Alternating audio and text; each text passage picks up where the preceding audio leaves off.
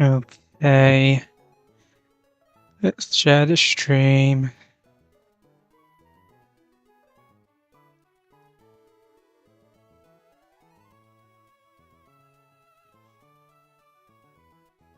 Make sure my sound's working. Let's see why it wouldn't be.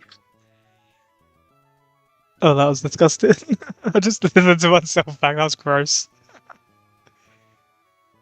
Okay.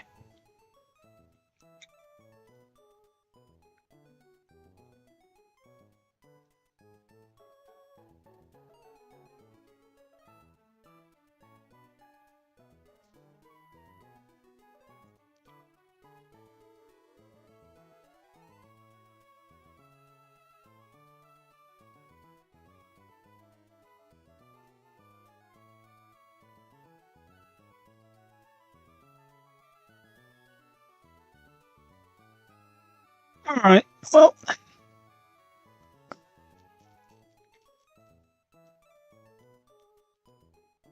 First thing to do is very straightforward. I am going straight for the encounter on 118. I want to know how screwed I am for this rival, because if I miss Tentacle and Dupider, I don't know what I will have to actually help beat the Blaziken. Hello? Yeah.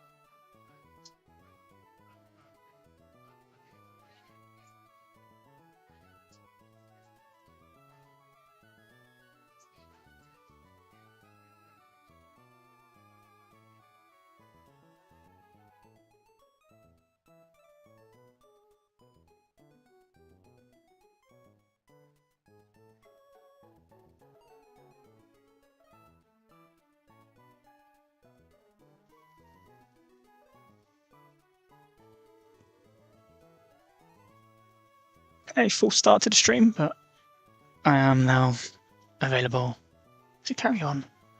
And like I said, the first thing I'm going for is the fish in 118, which I assume people would probably usually say, oh, you should delay because Beedrill's there. There's no way I can delay. Blaziken owns me. Oh, Ninjask is free. Ninjask is fine. Ninjask is fine. I won't lose Ninjask. I think there's maybe like one fight there was a little bit spooky on the way. And then it's Blaziken.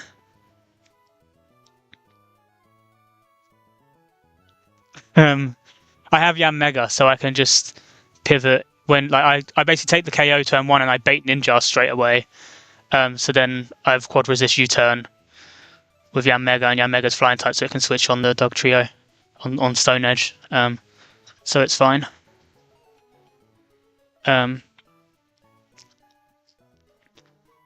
this Tentacruel would be huge. I think I was about to check.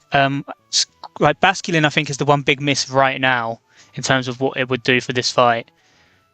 But it's really good later on, like very later on, like post Surf. Like surely even Dragalge isn't terrible here. Assuming I could get Dragalge for this, yeah, I could. Like surely even that defensive profile is not bad. It's going to tank overheats and close combats, like. So it's basically if I hit Basculin, I think I'm dead, or I don't know what I do. I don't know. I'm just going to go for it instead of all the ifs. I am going to go for it, just making sure Parasect is in my party, and I guess some other water poison resists because Parasect won't be able to stay in long.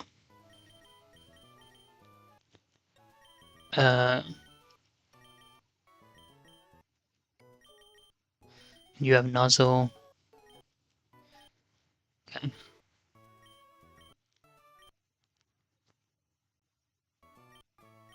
not going to give citruses for patching. Feels a bit of a waste, but.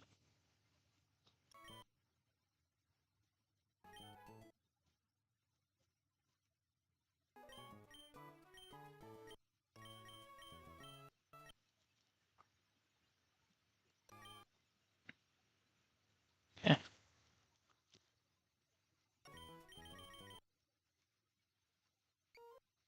Okay. So yeah, there is Beedrill on this grass later on if you delay. It's like Altaria, Kangaskhan, Beedrill.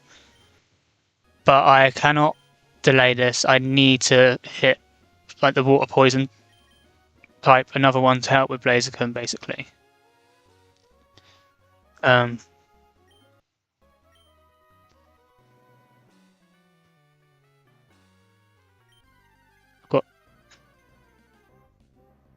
okay. I had 48% chance for technical. Because this updated encounter sheet has the chances. I'd already duped Quillfish.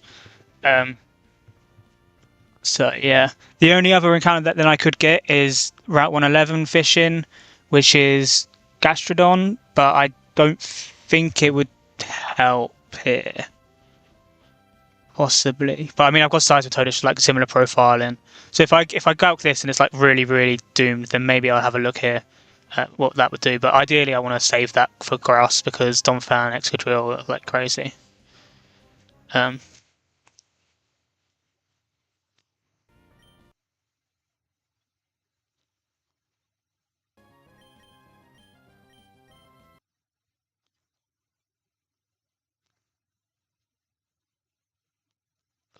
did catch it, nice and simple. I did put Tentacruel in a calc like very quickly just to check what the matchup was like, and I did it with just all like middle IVs to see. So hopefully it's not like zip code, but I think even if it is, it still will be useful. Jolly is fine, I guess. Minus special attack is not ideal for potentially hitting a range, which it could. It's not gonna. I don't think it was ever a range of Surf. I think it never KOs. But it's definitely not going to help. What am I supposed to get up? Oh, I'm looking for the deck, sorry. I've got like 3 windows at the bottom. The ability could have been Clear Body. I don't think that is going to be relevant here.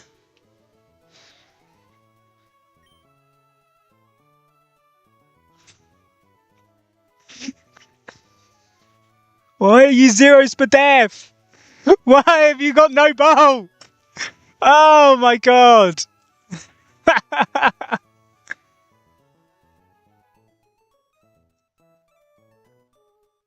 Why?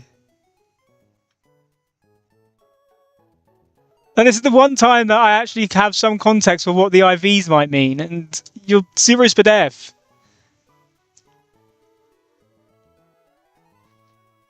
Like,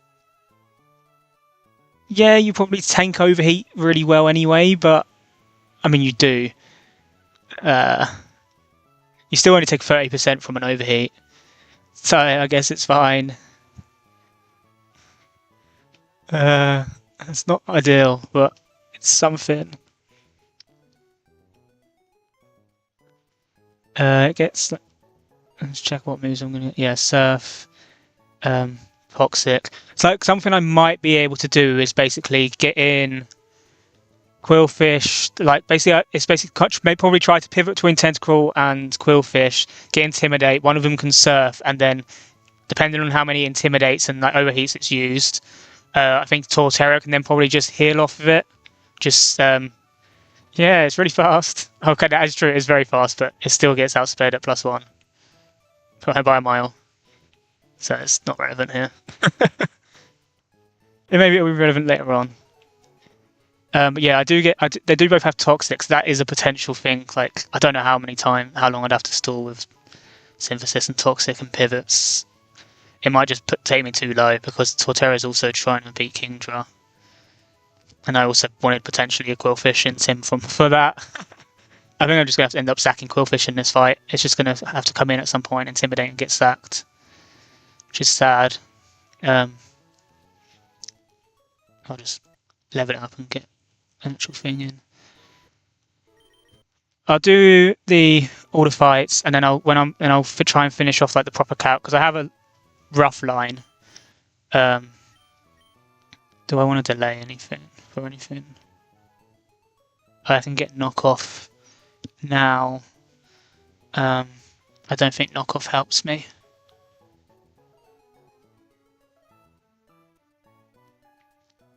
Not this soon anyway. Like, I think it's fine. I would get it straight after the cycling road fight anyway. Yeah, if I'll go through do all the fights, I'll not just sit here talking about ifs and buts. And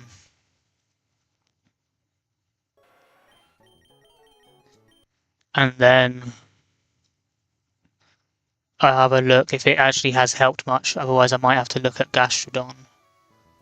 But like I said, I have Seismitoad, which is a similar profile, and Gastrodon's just a bit bulkier, so I don't know if it would help much. It's kind of like if I could get a close combat, an overheat switch in Mon, which then baits close combat consistently, then I can probably switch between the two of them. Like Caracosta also is potentially going to do it, but I don't know when I can get the damage in. It's the issue.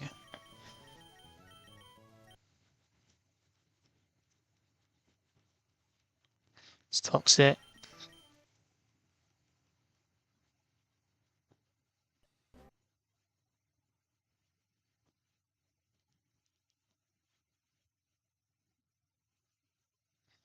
X, sure.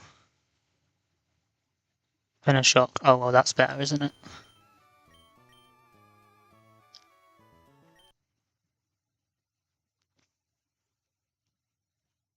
There's surf.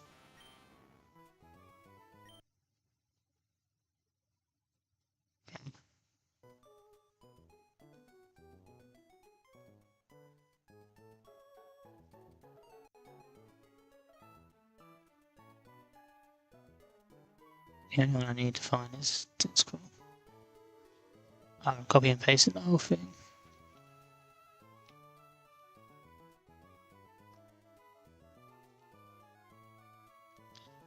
So yeah, I only take 30% from overheat, which is nice, but I'm usually baiting Stone Edge rather than close combat. And I do just about take one into the other. But obviously I would just be dead to crit. And I do 60% with Surf. Yeah, I don't know. It might just be the Tentacle comes to this fight, gets clicks, switches in on overheat, has to dodge Stone Edge crit, And then Quillfish comes in and revenge kills. Like, after Surf. Because Quillfish is so close. Quillfish lives any crit.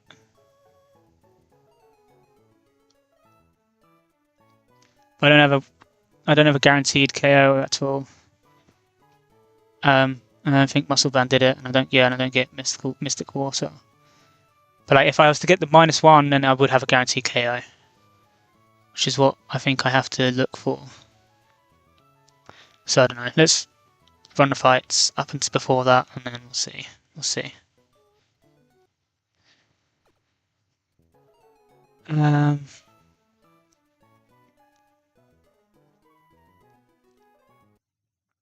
First guy is Gold Up.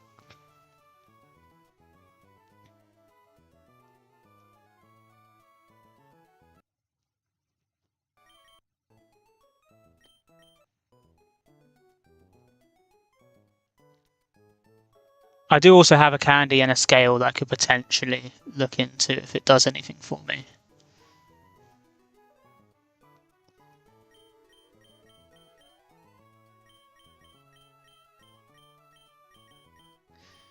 I need you. You. Yeah. And then...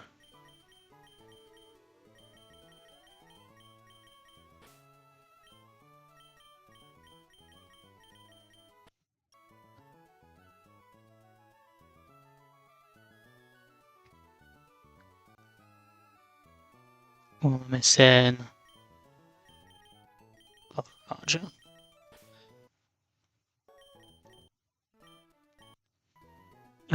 Citrus. I don't have a lot of, so I'm gonna have to be careful.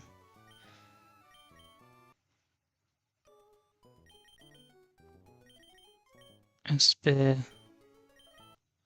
You're just backup, so you can just be on very well with Citrus. Same with you. And Spear. Person.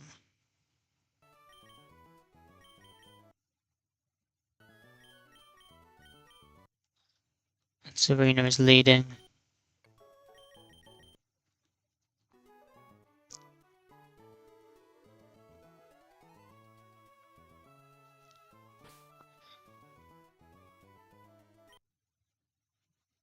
Okay.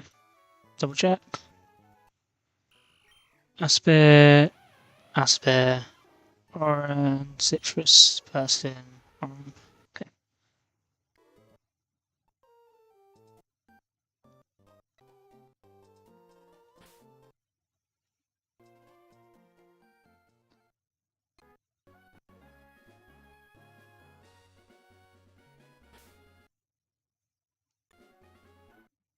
Need to get through these fights without having anything silly happen. Here I just take Ice Beam. And then I drop Kick KO. I had Asper Berry in case it froze. It's always Swanna. And Swanna is clicking Hurricane. On that we switch to Ampharos, which is Person Berry. And then I'm always baiting Hydro Pump, so I have Person for the confusion. Now I won't bait that again. This is Bright Powder. I have Shockwave. I was never there to double crits there. That's Kingdra, and it looks like I'm in range. I'm usually in range of Double Edge, normal gem. On Kingdra, I'm going into Caracosta. I'm going to attempt to 1v1. I usually can 1v1 it, but it does have Waterfall, so I've got Quillfish as a backup. Rockslide is going to be a 2-hit KO, very close to 2-hit KO from here after the recall. It's Rain Dance. Okay, just put Rain on to double check. 45 from Waterfall. Crit is 67. So probably could have clicked Protect alternate turns to stall the rain. I didn't flinch, so we're good. I did have Aqua Jet as well if that missed the range. Okay, there is rain up, so I need to be careful here. Dugong is now almost always using Hydro Pump and not Freeze Dry, which it would usually have been, which I was expecting it to be using. Luxray cannot switch in on Rain Hydro Pump, surely. It can.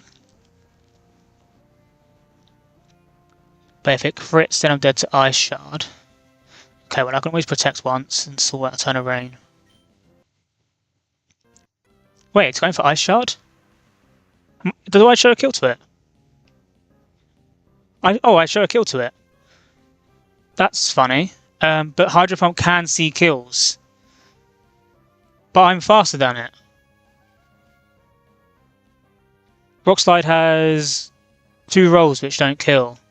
Hydro Pump has 4 rolls that see a kill, otherwise it's just clicking Ice Shard again.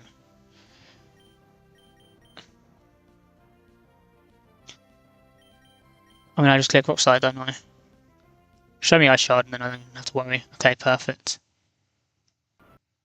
Cool. I didn't expect that, so my character crossed a Swift Swim. So obviously they set up the rain and then I was showing kills.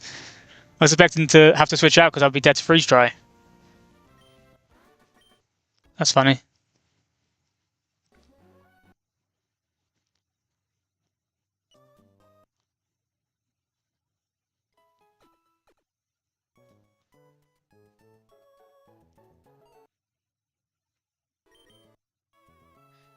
Okay.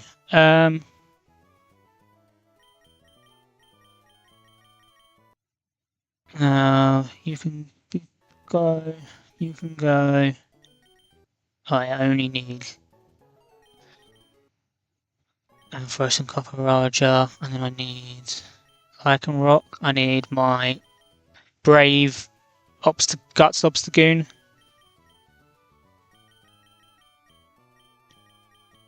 I've got Copper Raja. I need Pangoro and Toxicroak.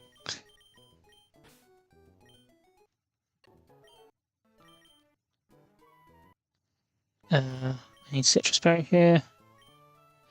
Do I need Citrus Berry? Yeah.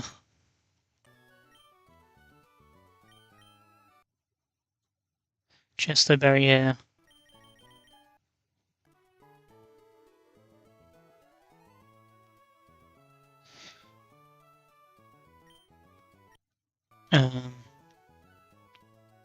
Citrus here.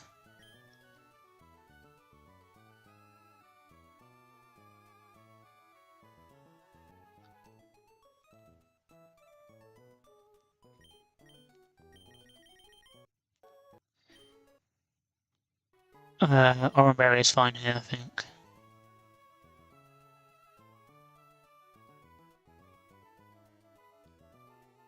I'll go Citrus. Pangoro, Chesterberry. And you're just here for... I don't know, it doesn't really matter.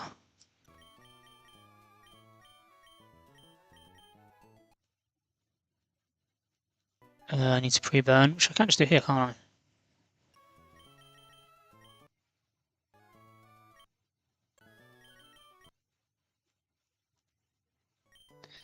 And Obstacle leads and just takes a KO. I haven't changed the moves yet, which is fine.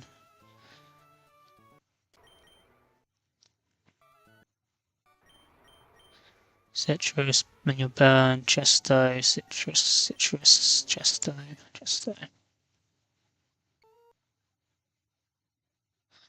So Obstacle just leads, and O-Close with Night Slash.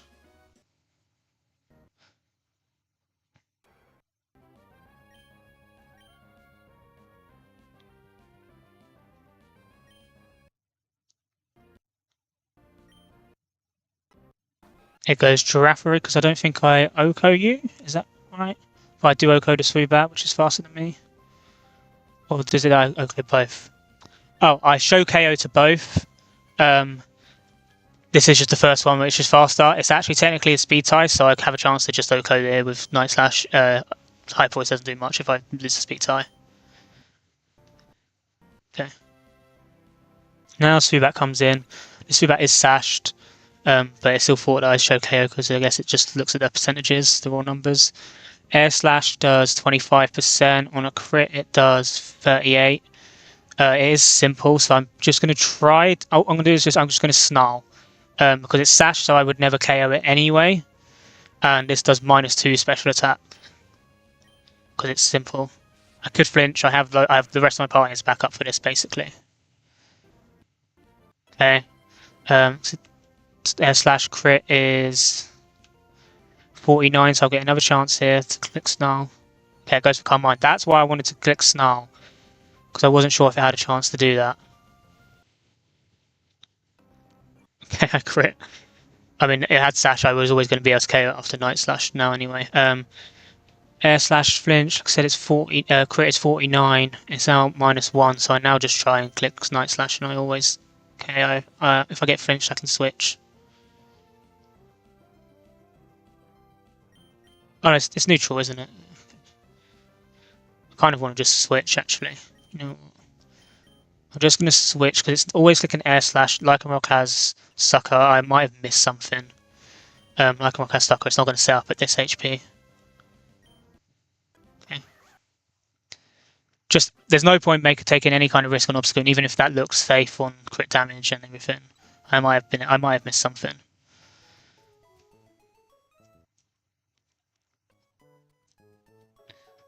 Okay, then on the calc, it now goes through all the Watson gym because technically you could have done those two before, but you never have a reason to, so I don't know.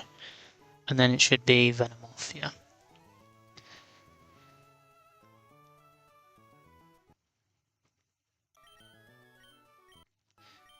Okay, I still need you.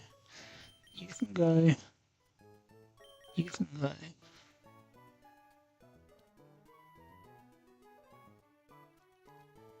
I need you.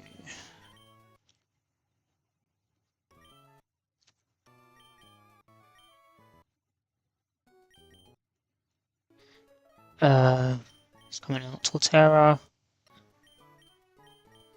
Yeah, Mega. Seismitoad. And Alakazam. I'm just going to take off some of these items so it doesn't get too crazy, you know, forget stuff. I should just do it after every fight, but I have never done that, so I have not got the habit for it. There's another citrus.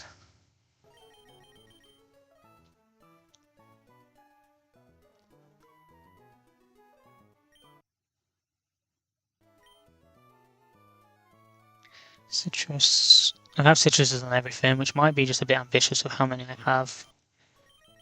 But most of these ones shouldn't even see the field, so it should be fine. And you can just have RnB your item, doesn't matter. I need to pre-burn again.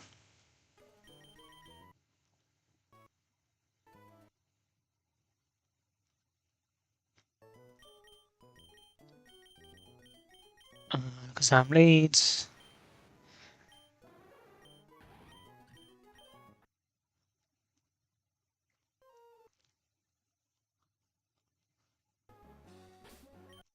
Have I picked up my bike? I have not picked up a bike yet.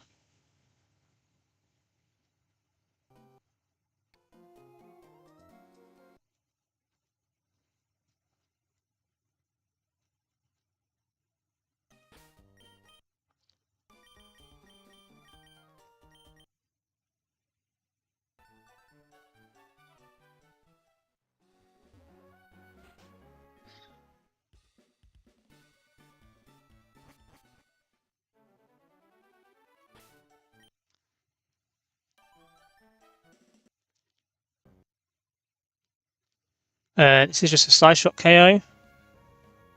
I outspeed an Oko all the time. Psybeam also does it, but I will move those so I never get those mixed up. It should just go to Xatu. Yep. I outspeed it, but it's just, I think I outspeed everything and outdamage everything. So it's the one thing that technically outdamages me by that 2%. So it's clicking Drill Peck on light screen here.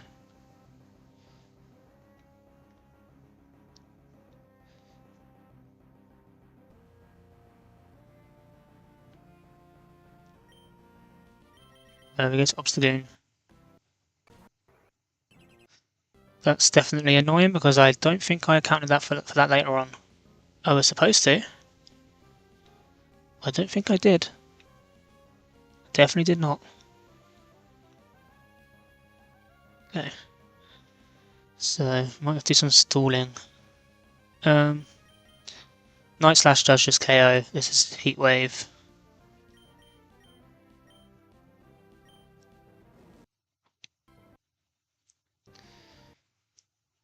It's going to go to Gallade and it's going to see a kill with Drain Punch.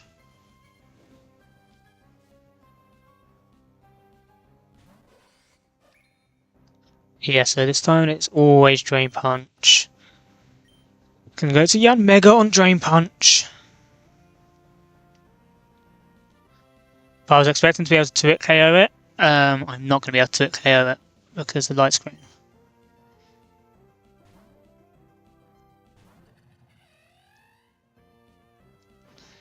Yanmega only takes 36% from Psycho Cut. So, and Air Cut has high crit rate, so I will attack it at least a couple of times because I have a feeling it could potentially bulk up here.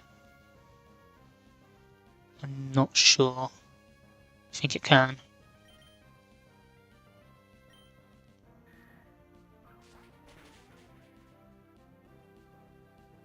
Okay, I went for the attack, that's good. 67, max roll crit on Psycho Cut is 67. I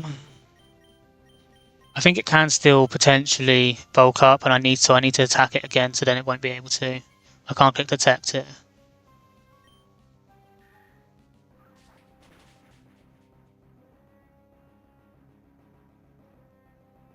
I only did to max roll crit. Okay, and then I'll get my citrus. Light screen wore off. Okay, so now Air Cut kills. Huge. I'm not dead to Shadow Sneak crit here.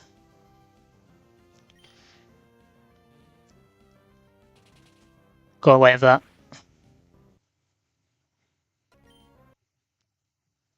Okay, Grumpig comes in. It's extra sensory or power gem. It sees kills, so it won't go for reflect. It means I can just go straight to Obstagoon and always KO with outspeed and KO with Night Slash. It's never seeing Focus Blast here, right? It is never seeing Focus Blast. Okay. A little bit of a waste of a citrus, but I could have taken double hits earlier on. So Night Slash always KOs. Okay.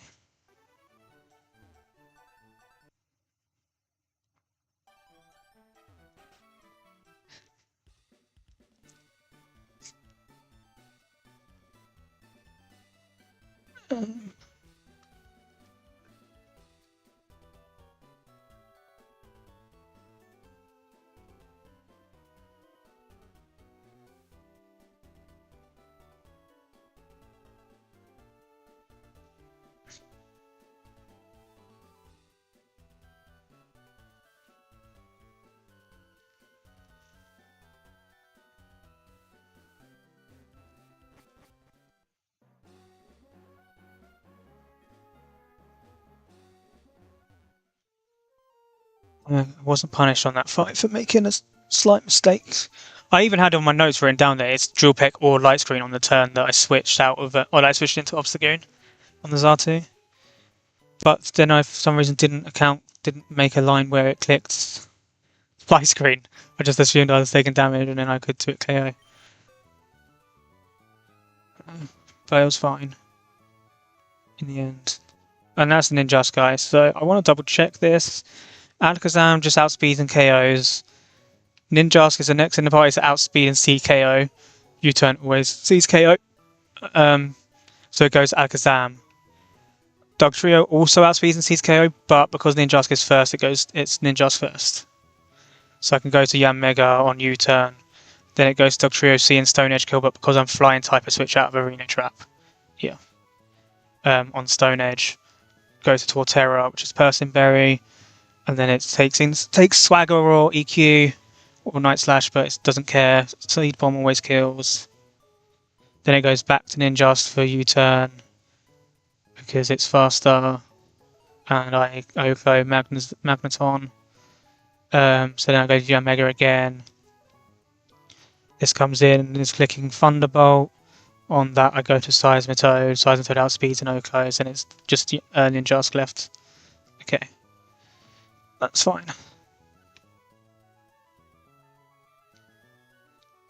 I will not get trapped. Ninjask, didn't you hear that foolproof plan? I will not be losing to Ninjask.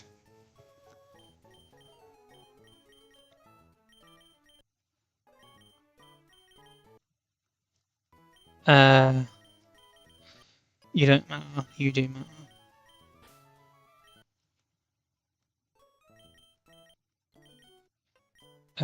Your item doesn't matter. You need Persim.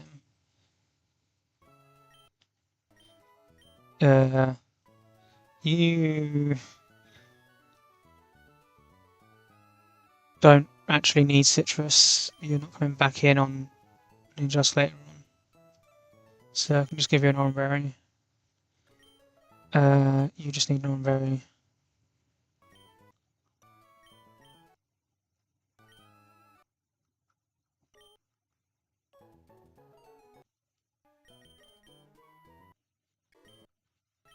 And these shouldn't matter. Just check U-turn damage on Rapidash. If Orange Berry is okay. 30%. If it was double crit, yeah, it's never kills. Orange Berry is fine. I don't even need it. Okay.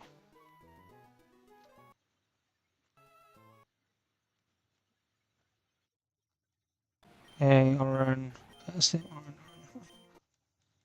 Should be fine.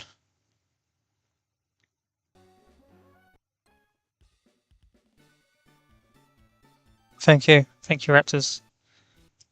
Oh.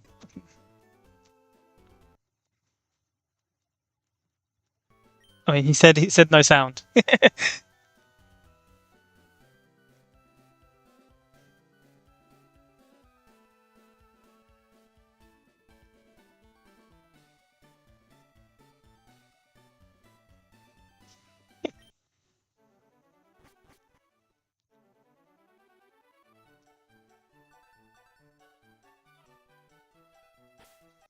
Yes, Tham is in the lead. Okay.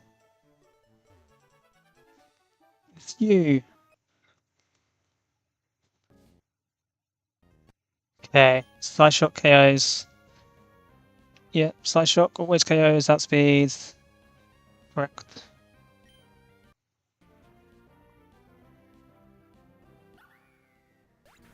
Hey, Ninjask. Show me Ninjask. You're the next in the party to outspeed and KO. Thank you. You'll only have U-turn. Yeah, Mega comes in. Quad resisted U-turn. Always dug trio for Stone Edge. Torterra comes in. It missed anyway. He goes, Swagger, I've got Person Berry. You just made yourself take 350%. Okay, now Ninjask comes back in. Clicking U-turn. I could technically switch roast this because I'm never dead to U-turn. I can't be crit, right?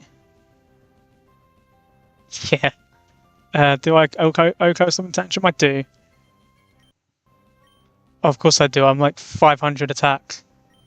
Hell yeah. Switch roast. I'm scared.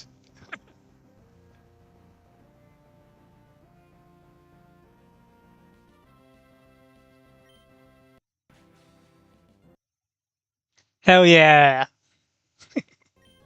A crit. This is a +2 Stomping Tantrum. This Torterra is just killing things. It's not fainting things, it is killing things. Dog Trio took 400%. It did 260% on the Magneton. This is just always Rapidash, and Rapidash kills. Blaze Kick, yeah, always kills. Yeah. -1 Orange Berry.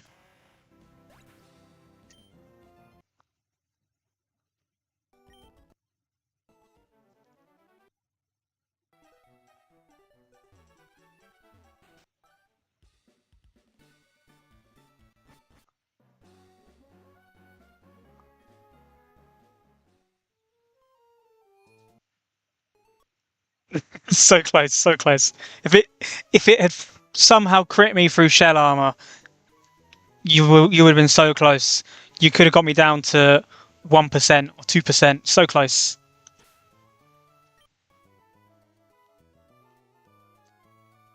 Okay.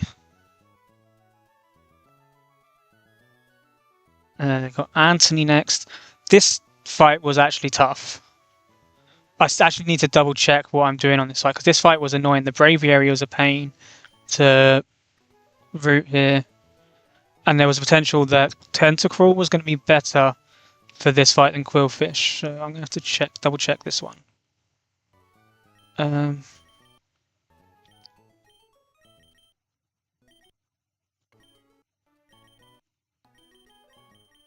Yeah, I don't have a clean answer for Braviary.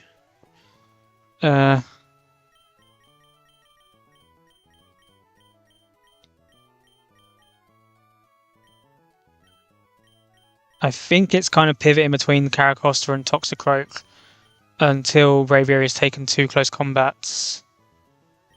And I have to always show it kills so it doesn't click agility against something that's slower down. I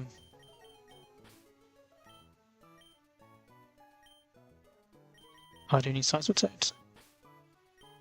Okay, and I need to check. So, Seismitoad leads and it clicks Mud Shot. Luxray clicks Agility. I mean, I can just click Earth Power. I have a chance to OHKO it. There's no reason to click Mud Shot. And it always goes to Sharpedo because I outspeed and outdamage both of them. Oh no, it would go to Braviary because I show an OHKO to this. Oh, because I'm soft sand there.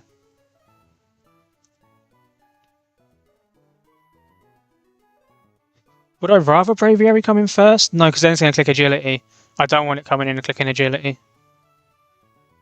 Okay, yeah, so I want it to go Sharpedo first. So if I run Oranberry, which is what I had on my notes, then I don't show KO Sharpedo and I outdamage both of them still. 54% here, 51% here.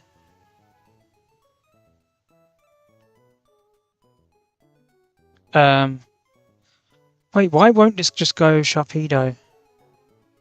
Braviary. Because if I take a play rough, because Luxray's going to agility. If I don't KO, which I'm never going to unless I crit, I'm only going to take 30%, so I'll be at 70%. This would see that it outdamages me at that range, right? You wouldn't? So I do 88% with Earth Power. It's not going to go Sharpedo, it's going to go Braviary. I think.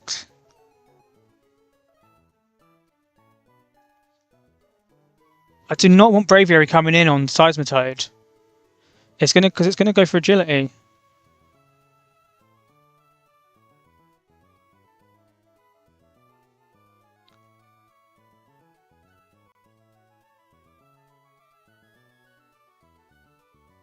Because I outdamage this if I don't take a hit.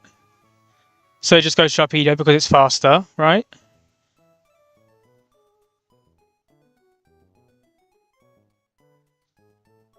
Because it's done by percentage, so it's done by current HP percentage.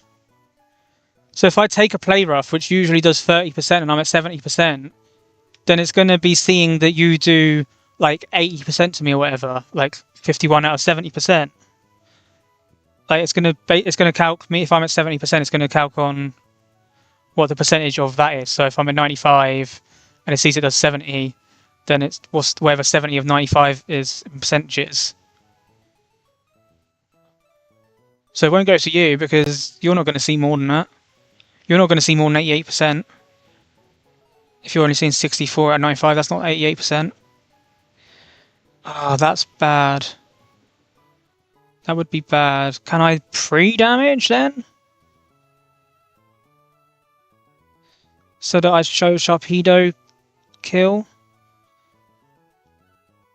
Play rough would be 61 on a crit, minimum of 34, but it has a chance to click crunch. But if it's clicking crunch, that means it has to be doing like 33 minimum, because otherwise it wouldn't roll best move here. So if I was to take 33... So this one, I basically just want to show this KO.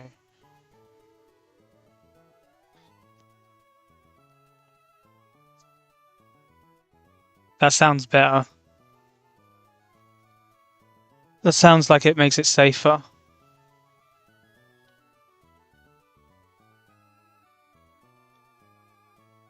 I do have an RnB on. Maybe I go no item. So then I don't have to worry about the math as much.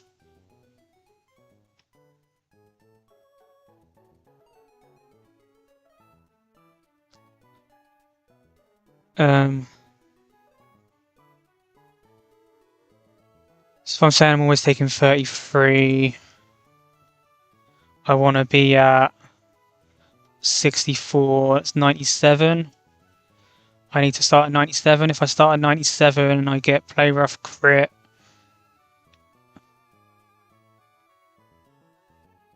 I'd say 61, which would put me at 36. You would come in, you'd have a chance to click Dark Pulse or Hydro Pump, but you never click Ice Beam or Psychic Fangs. Okay, if I switch into Tentacruel on those, I always then bait Psychic Fangs into Pangoro. That works. So I was originally going Quillfish on this to try and bait Dark Pulse or Psychic Fangs, but that works a lot better if I go Tentacruel. And I'm always been Psychic Fangs, I go Pangoro. Pangoro takes a Hydro Pump crit and Vital Throw always KOs back, or whatever, Kite Chop or whatever KOs back. Then it goes Braviary and it's clicking kind of random move. So I go to Torterra to always live random move, and then after Citrus Berry I always bait dual Wing Beat. So then I can go to Caracosta on dual Wing Beat. And then it's always faster than all of these mons. Yeah,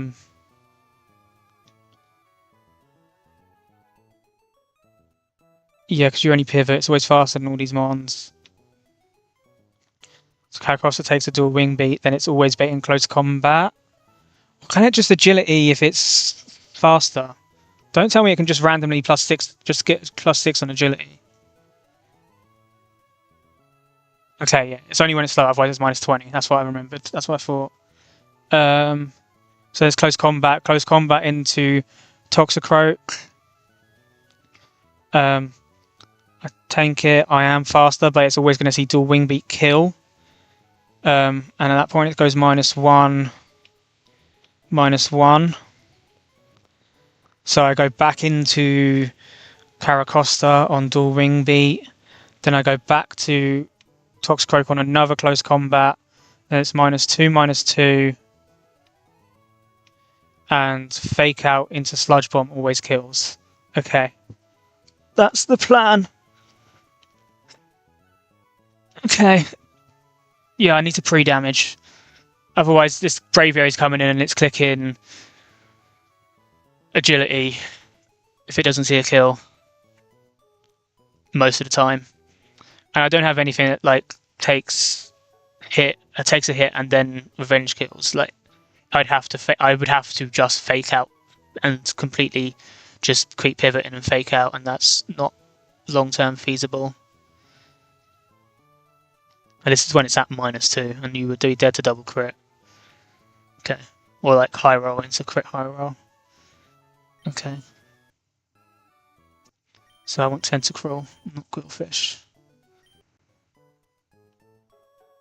And what was the number I want? 97. Okay. I'll go no item on Seismitoad. Okay. And you need Citrus to make sure you're betting dual Wing Beat. You need Citrus just in case about what you're taking to always bet close combat in case of crits. You definitely need Citrus because I'm not able to take like multiple close combat crits and always guarantee the baits. You probably don't even need Oranberry now. But I'll give you Oranberry. It's fine. Tentacruel does not need a citrus, do you? You're switching in on Dark Pulse or Hydro Pump. You don't need a citrus, you can just have an Berry. And you're no item. Okay, and I need to do pre-damage. Select items. Citrus, okay.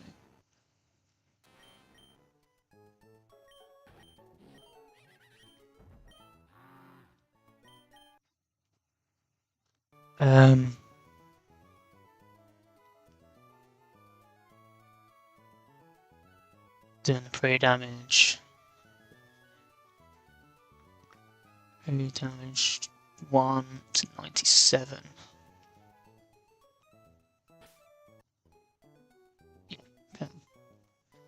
So I always take a minimum of 33 is what I said, isn't it? Because if it rolls Crunch as best damage and move, it has to kind of line up with this min roll. I always take 34. Because it would have to be 34. If it hits Crunch, it can't hit it and be this. So I always click Mud Shot turn 1 so that I don't crit kill. And then I click Earth Power. And I always take this damage. 34, I go down to 63. And this sees it at 64, so that'll be fine. Not a high crit rate move or anything where it can mess up, where it can see random rolls for post KO. And even if it was, it would outspeed and outdamage by that point for sure. Okay.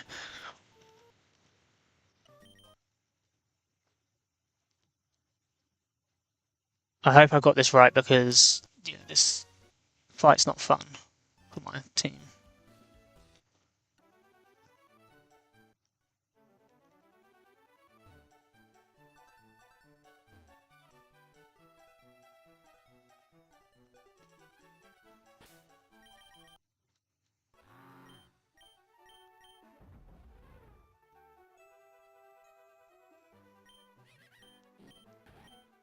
Okay.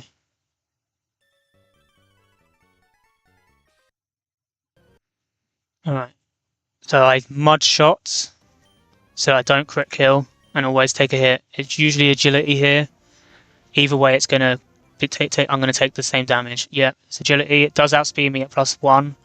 So now Earth Power always KOs. Take a play rough, yeah. Okay, 57. This will always be Sharpedo. Huge. Okay, that's what I needed. 57, it can't click Dark Pulse. It's always Hydro Pump for highest damage and usually kill. Go Tentacruel. Take Hydro Pump. Speed boost doesn't matter. This is always Psychic Fangs on Tentacruel. There's Pangoro. We're immune. It's now always Hydro Pump. Pangoro lives Hydro Pump crit, and Vital Throw is always a KO. It's not Rough Skin. It's Speed Boost. Just an RnB. Okay, now Braviary comes in, and that's 68. It's not click and return. It's 50-50 close combat dual wing beat. We go to Torterra, because Torterra always lives either of these. And then it always shows the wing beat as highest kill, and after Citrus it won't have overlapping rolls of anything. It doesn't have a chance to get a kill of anything else.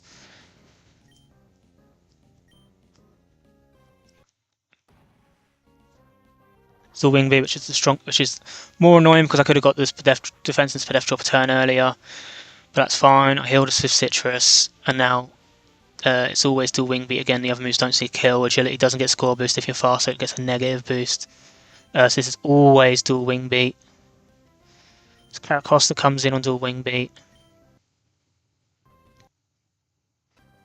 Now it's always close combat on Caracosta. So I go to Toxicroak on close combat. Is there a world I go to Tentacruel? No, just go Toxicroak, it's fine. You take less damage, it's fine. No, because I definitely don't go tentacle. It's faster and it might not show kill. Okay, it always shows dual wing beat kill. So even though I'm faster, it's not going to try to agility. I hope. There might be a world where it doesn't see dual wing beat damage properly, if it only sees one hit, but I don't see why it would only calc one hit. That would be really, really fucking bad. So we go to Caracosta. Okay, good. And now it's always close combat again. Toxicroak comes in on close combat. And now Fake Out into Sludge Bomb is a guaranteed kill at -2 on defenses and special defense.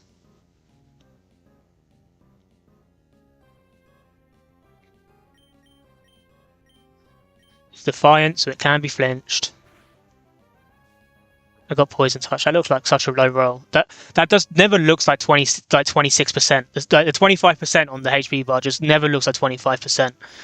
But Sludge Bomb does 76%, and I outspeed. Okay. Oh, that was annoying calc. Annoying plan to figure out.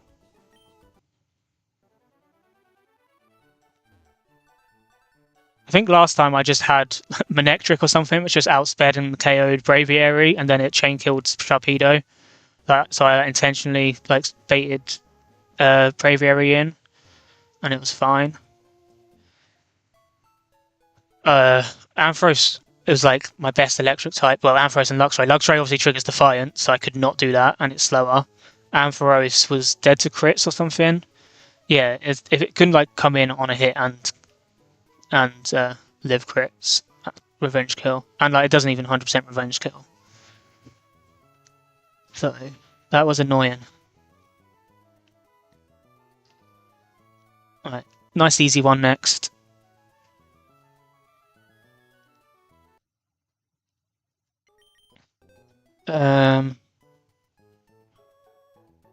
Should be an easy one anyway.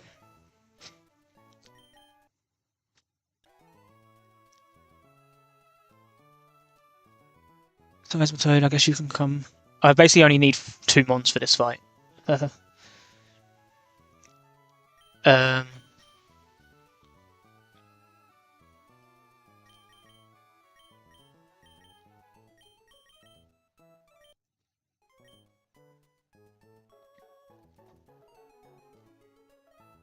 Corsair, I guess you can be one as the extras.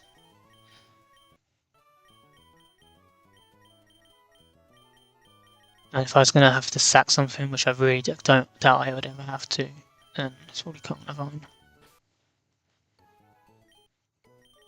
Toxicroak just leads and Fake Out Aura Sphere as a KO. And Meowstic comes in for Psychic, so Toxicroak's item doesn't matter. Meowstic's clicking Psychic, I go to Pangoro holding a Persim. Is that right? No, I hold Black Glasses. So I guess there's a world where I can get it can roll Signal Beam, because they're low roll, max roll. But I have on Black Glasses to guarantee the KO, and I'm poisoned, so I can't get paralysed by Thunderbolt. 3 poisoned. I assume it's fine. I'm only ever taking 1 hit. And I have Oxagoon and stuff as backups if it's needed.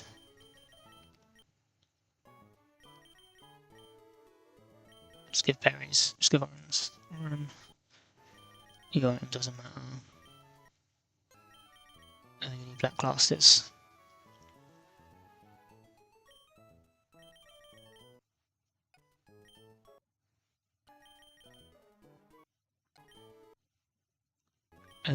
You actually would need Persim, I guess. Because you'd probably bet in thingy if you came in. You'll go Persim as well, because you would bait Signal Beam if you have to come in, and I'll pre-burn, and I'll pre-poison.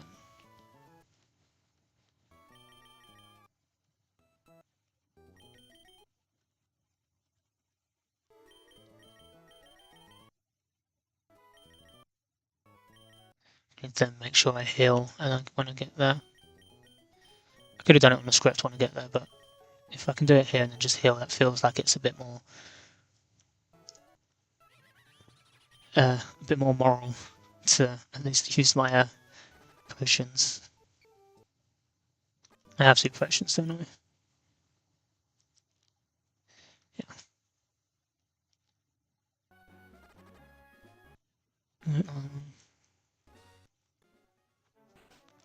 Just have to be careful where running into them.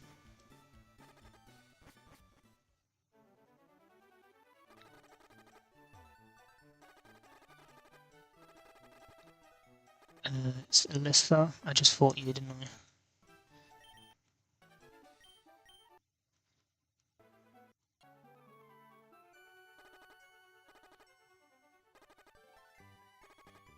Okay, she's there.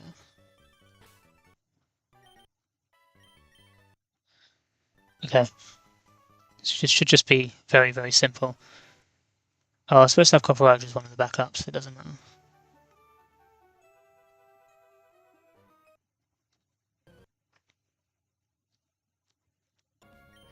Fake out into Aura Sphere. Low Sweep is a range, Aura Sphere is not. Okay, now it's always Psychic. Pangora comes in, and if I don't get Signal Beam confused, I don't know how it can roll Signal Beam, like so unlikely. Crunch just KOs. Okay.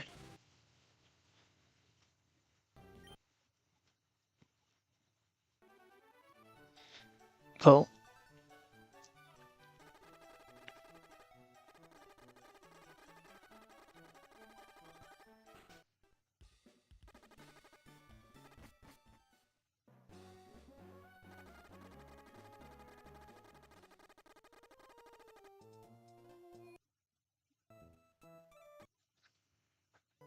Okay, so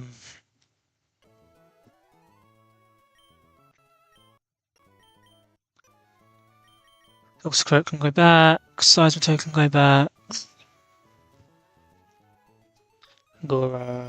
I will take your black glasses though. Torterra stays. I need you.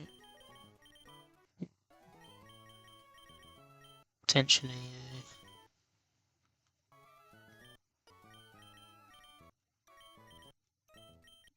Oh no, the hairs are going live again. Oh, they're going to go live with Sun Doubles. I hope nothing bugs happens there. No, hope nothing bugs. I've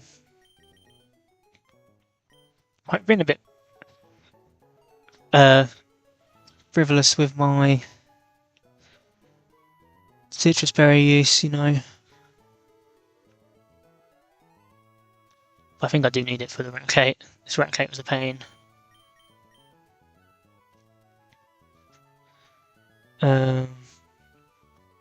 Obstacle does not need it. Not need citrus, you just need Oranberry. Citrus. Chesto.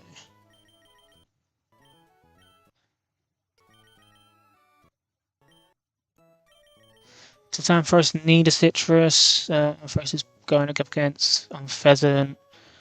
I always Oclo. Am I ever dead to double crit? No, so why would I need a citrus berry? I don't have enough to just chuck it on every time.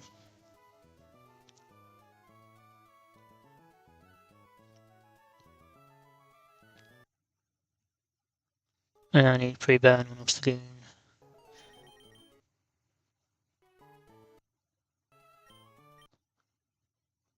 And Obstagoon is leading.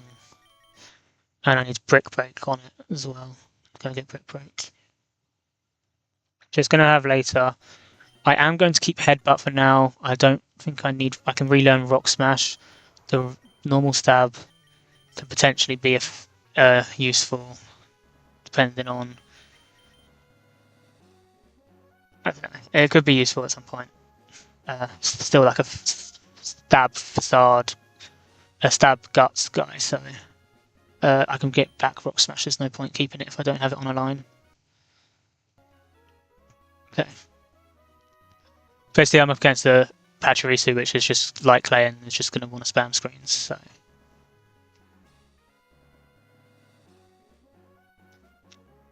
A little sneak preview of what we get later on, I guess.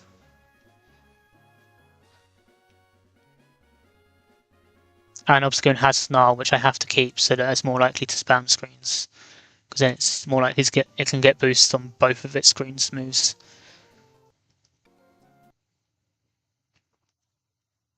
Okay, so Oren, yeah, you don't need it. You guys do, because I'm scared of the okay. Oren, okay.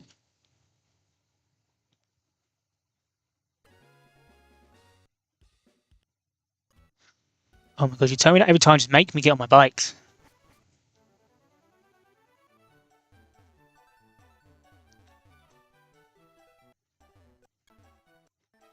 Okay. Pre-burned on I, yes. Okay, so it has Nuzzle, Super Fang, and screens. Because I have Night Slash and physical moves, it's likely to just click screens. And I usually 2-hit KO. Okay, I missed the range, that's fine. That's fine. Okay, Obscure I think just like shows KOs everything.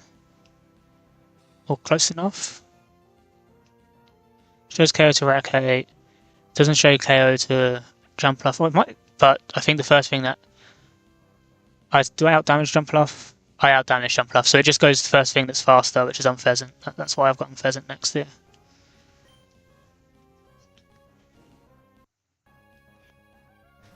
And Unpheasant is clicking Dual Wing Beat or Focus Energy. I'm going to go straight into Ampharos. Clicks Focus Energy, that's fine. Discharge is a kill.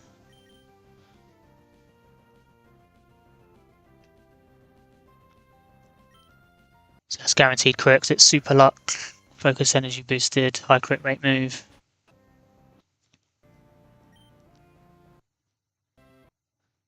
Okay. Yeah, Raticate. So Raticate isn't burned yet, so it's clicking Stomping Tantrum, I believe. Or Swords Dance. If it clicks Swords Dance, then I am terrified. Was there something I had to play around that? Was there a reason I thought this wouldn't click Swords Dance?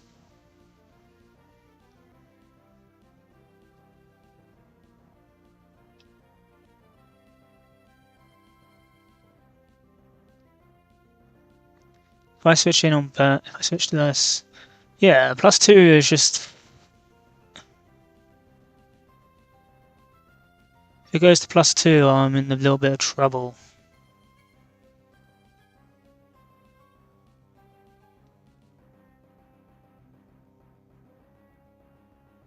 What? Is there a reason I thought this can't click Swords Dance? I need to make sure. I think this clicks Swords Dance.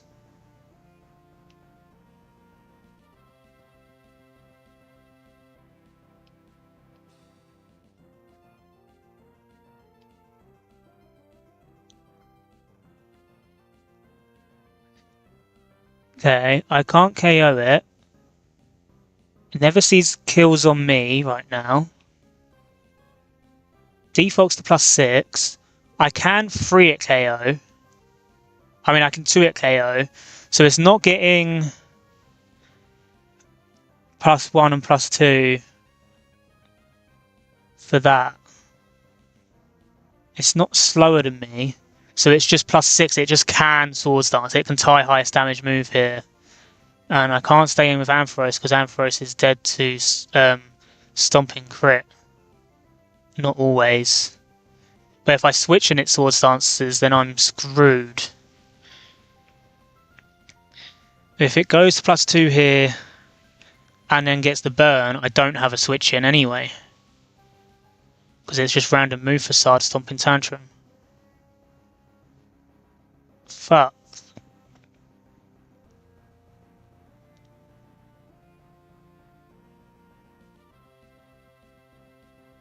See, I took this Raticate really seriously last time and I made sure that I had a chain kill from Jumpluff into Raticate. But now this thing is just terrifying. Like, if this thing clicks Swords Dance, I don't know.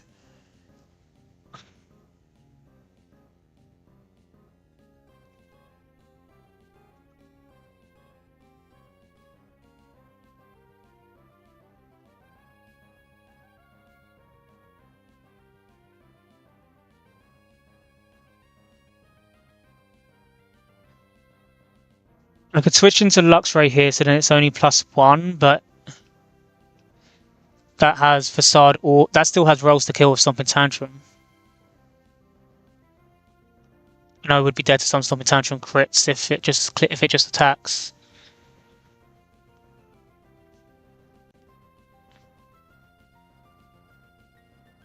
And I'd still be in a position where it could SD to turn on, like, could just SD. This is so dumb. Fuck.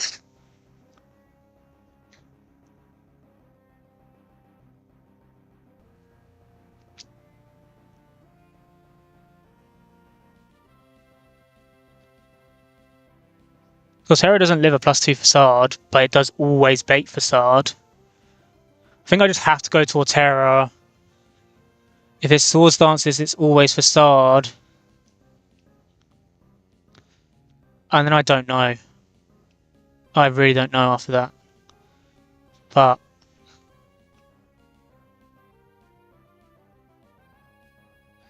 we'll go to Caracosta on this now. I'm only dead to crit if it attacks here. And then does nothing. Oh, I actually really don't fucking know. I was expecting to be able to Seed Bomb, like it to be Stomping Tantrum here. I switch into Torterra, I can Seed Bomb as it clicks Facade, and then I switch into Caracosta on Facade, and Aqua Jet kills. So I'm just going to have to play it like that and pray that I don't get Swords Danced on.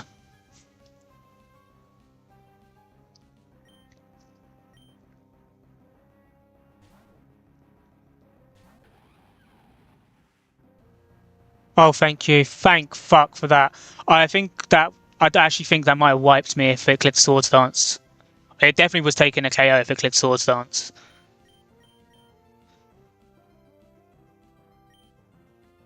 Facade does up to 60% here. Seed Bomb does 70.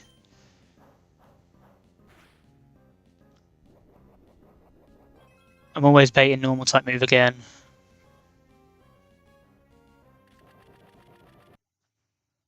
I'll just go to Caracosta.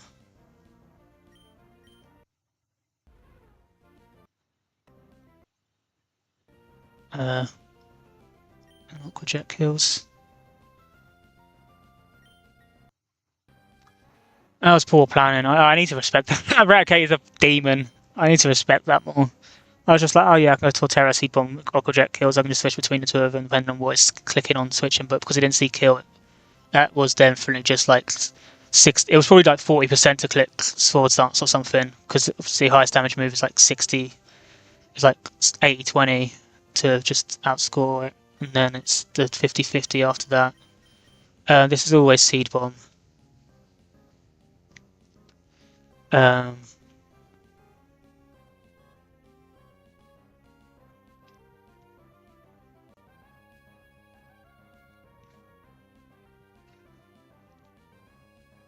It's not always Seed Bomb. This could... Oh no, I show it a kill. It is always Seed Bomb.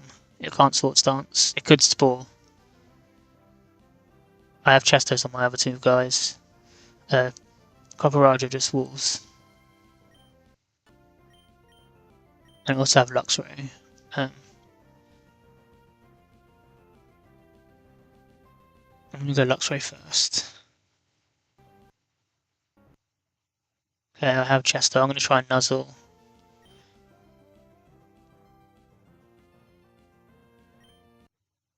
Okay, well now it's not clicking Spore my switching, so... Okay, it's clicking SD, but... Copperage does just Wall. These Swords Dance guys. I mean, I say that, I'm dead to 2 max rolls or crit after this first one.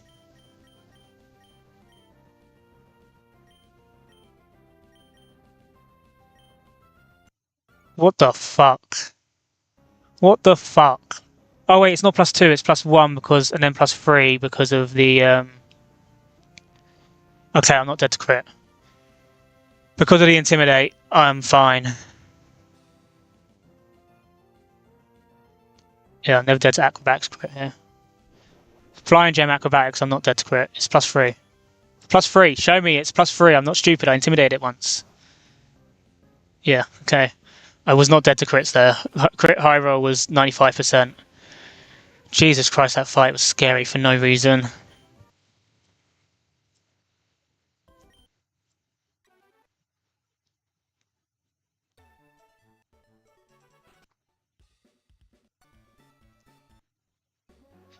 But at least I'm recognizing where there are mistakes, so I won't repeat them.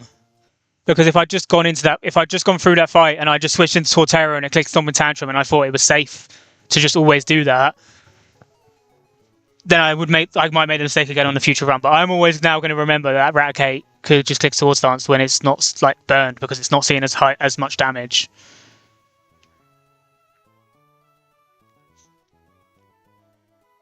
That's why the process is important, and you don't just fraud through stuff without acknowledging risks. At some point, the risks, AI risks, it might not matter, but here, if you're risking stuff all the time, you don't realise at some point it's going to get you.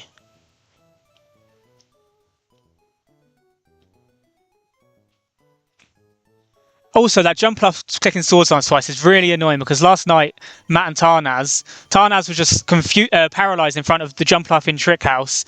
It clicked Sword Stance once, and his Skarmory was paralysed. He just attacked. It didn't KO. And then the jump off kicked Strength Step twice, and he just kept the wing beating. If he'd got paralysed once jump off had gone back to full, it would have clicked Sword Stance to go to +4. And there's no way a full HP jump off at +4 was getting switched in on. And they were like, oh, it was never risky.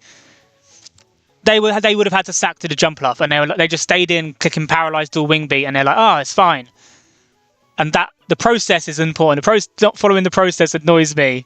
Okay.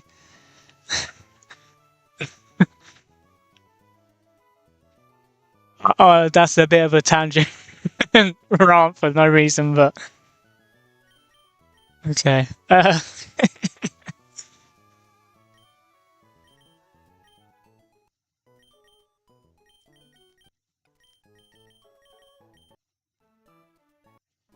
Okay, this fight should be a lot simpler, I believe. Where's my goat? There it is.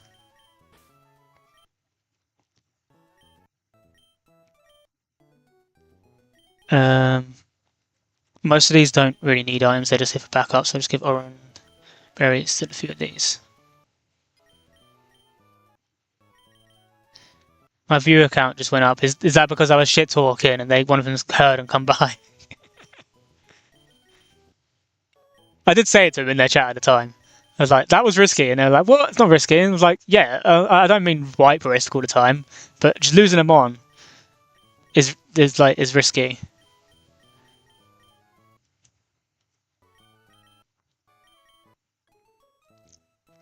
Or Petra there, yeah. Or well, yeah, Citrus. Does Quillfish need to be Citrus? What is Quillfish doing? It's switching in. It's 1v1 in Swarsbuck.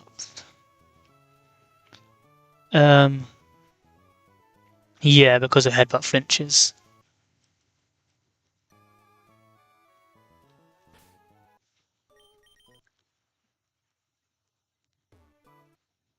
Okay.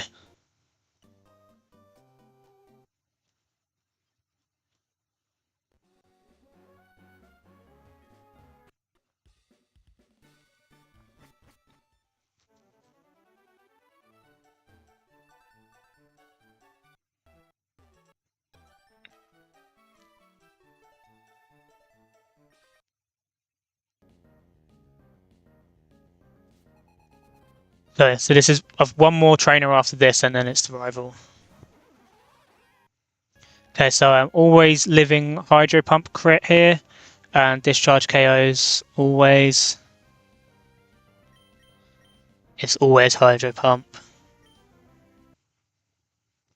Oh my god, that was scary! But I was always living that. In fact, that was almost a max roll crit. It could have done 3 more HP. Okay.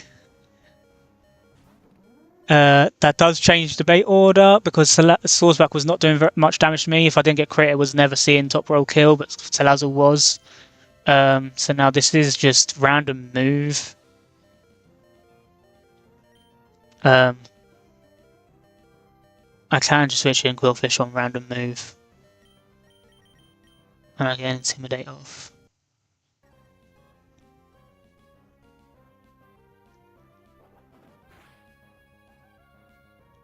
Now it's almost always Headbutt. So I am playing with flinches here.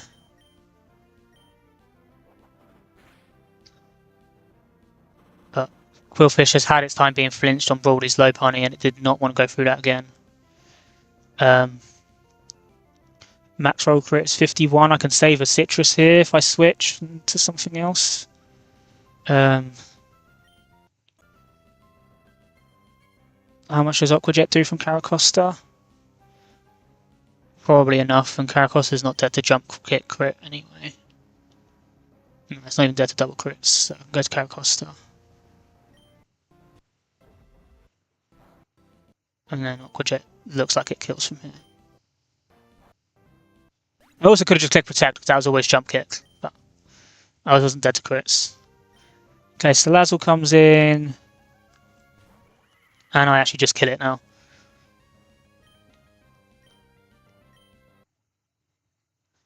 Okay, cool.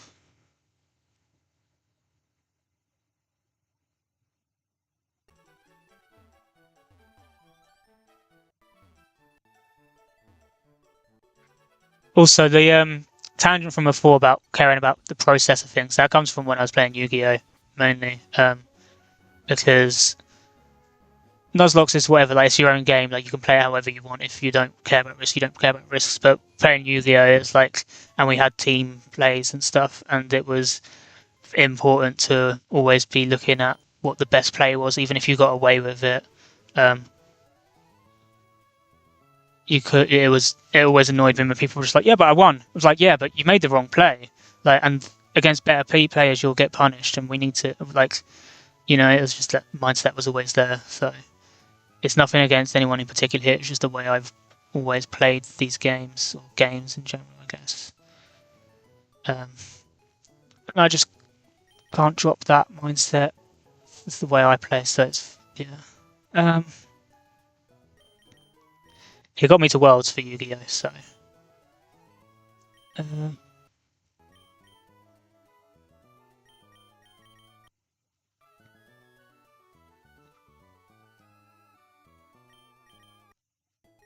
I didn't need you. I need you.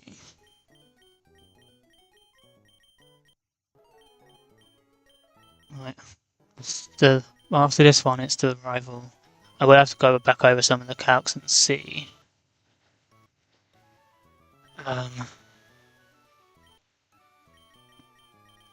See what if I've got what I can do to Blaziken, how much Tentacruel is going to help me, and see exactly what the routing of the fight is going to be.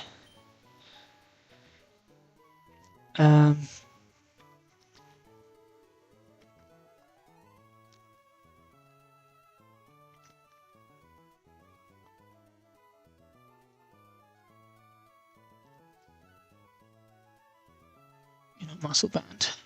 It's also clear. I'm going with Chesto Copperaja because I think I can get Will-O-Wisp or Hypnosis on this turn one. Will-O-Wisp, I'll still 2-hit KO. Chesto, I don't want to mess around with long sleep turns.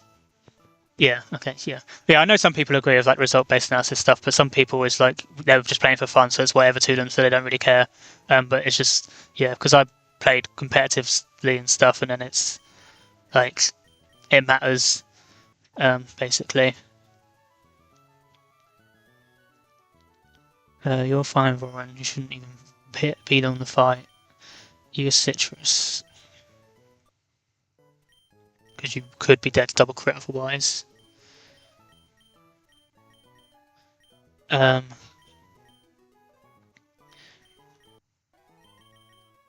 have a lot better tools for this fight than I did last time. I will say that.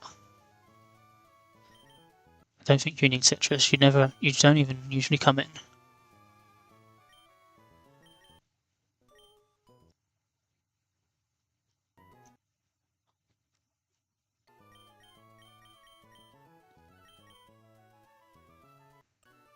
Okay, Chesto Berry on Copperajah, and I was having a look at like, oh, can you just pre-poison Copperajah for this? But apparently corrosion is bugged, so it only works because there are Salandits on like 102 or in Oldale with smog, but apparently corrosion is bugged and only toxic poisons steel types, so I couldn't pre-poison to just dodge both of them. Yeah. Or but you can do it from 112 or 113 or something when there are wild Salazzles. They have toxic. I did a little search of the Discord to see. I need to pre-burn and pre-poison here on Pangoro and Obstagoon.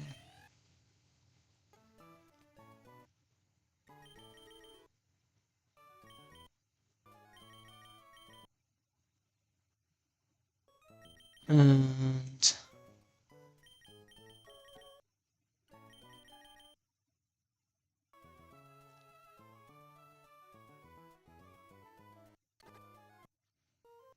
Copperajah's leading, yeah? Okay.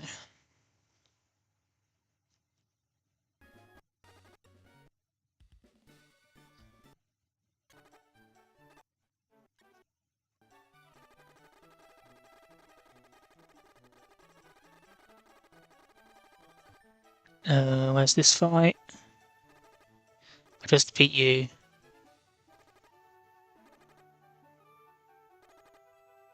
It's here.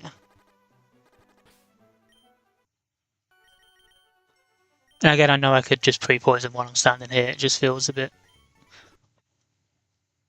like, just felt easier to do like that. It just felt more moral while I've got the potions. If it's later on, I'll probably just be like whatever. But I need to show that I'm like, yeah, I could do it here, rather than just sending it first time in my mind anyway. Okay. Do your other moves matter here? Because on this I have you with Brick Break.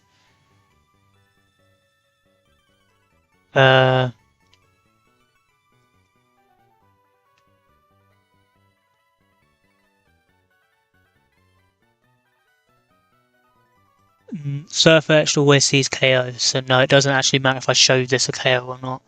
I don't have to have Brick Break on it. I just have to be sure what my HP is when this switching happens, because if it's less than 61%, it's going to be the Zorok. If it's over 61%, it's the Surf Edged.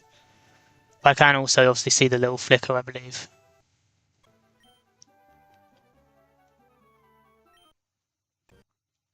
So Ironhead does kill here, but I could get Will-O-Wisped. Okay, now I 2-hit KO.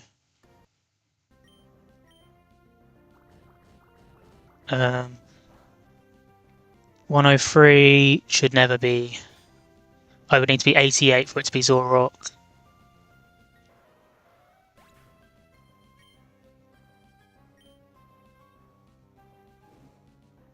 I'm 94, this should just be Surf-Etched.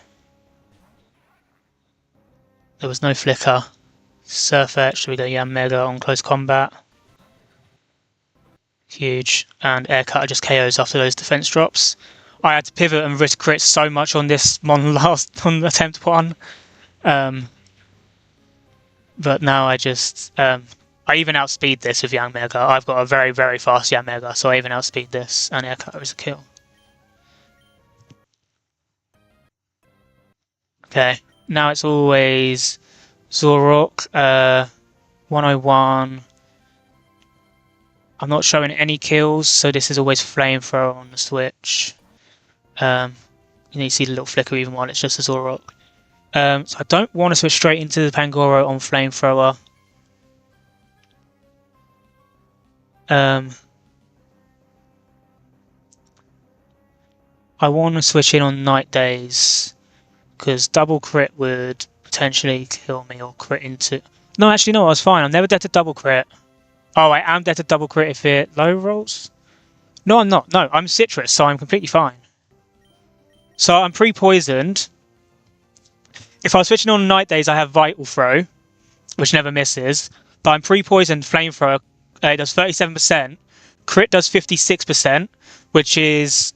If I do the actual math... So basically at some point... If I get high rolled into max roll crit after poison, I don't believe I'm dead. But let me double check. 47. So do I have something that can just pivot just to make it safe? If this is always flamethrower, I can just go through Quillfish. Quillfish can't switch in on night day, so let's make sure this is always flamethrower. I think it might have actually been seen. No, it can be night days. Okay.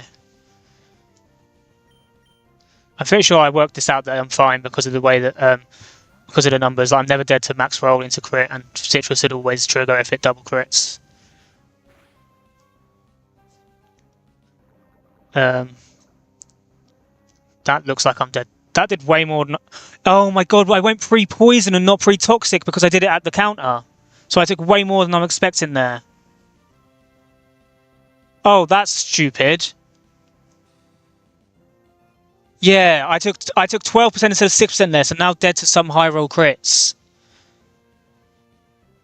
Oh, that's really dumb. Well, this is always flamethrower or sludge bomb. If I go to Quillfish on this, then it's always night days, and I can come in on night days, get my citrus proc, and then vital throw will kill. No. Night days does 15%. Poison's doing 12%. I'm not gonna out-heal that with citrus. Fucking pre-poison on the counter because I'm trying to be some dickhead.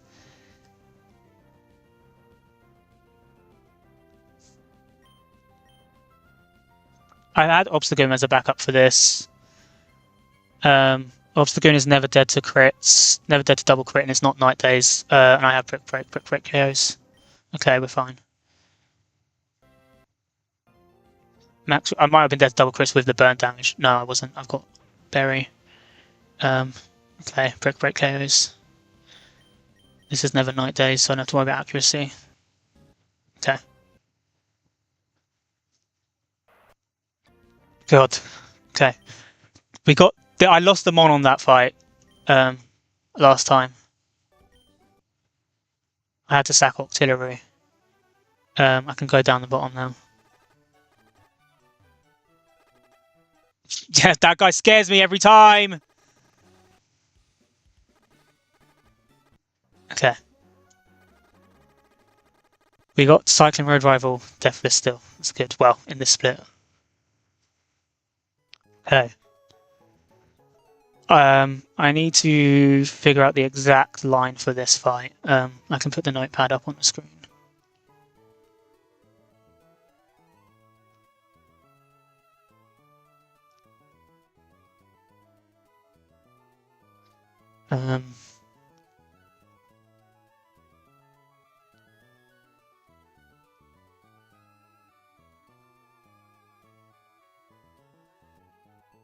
Okay.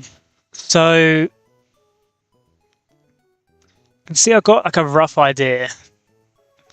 Obstagoon is an amazing lead.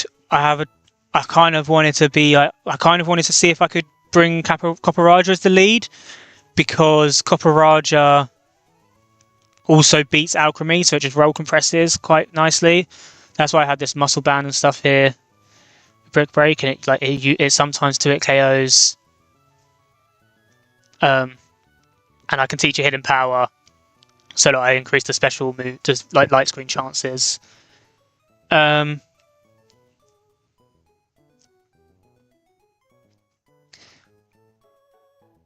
problem with Copper Raja is it baits random move from Blaziken, overheat close combat Blaze Kick. It's never Stone Edge. And I didn't want to switch in on that with Quillfish. But now maybe because I also have Tentacruel, it's okay.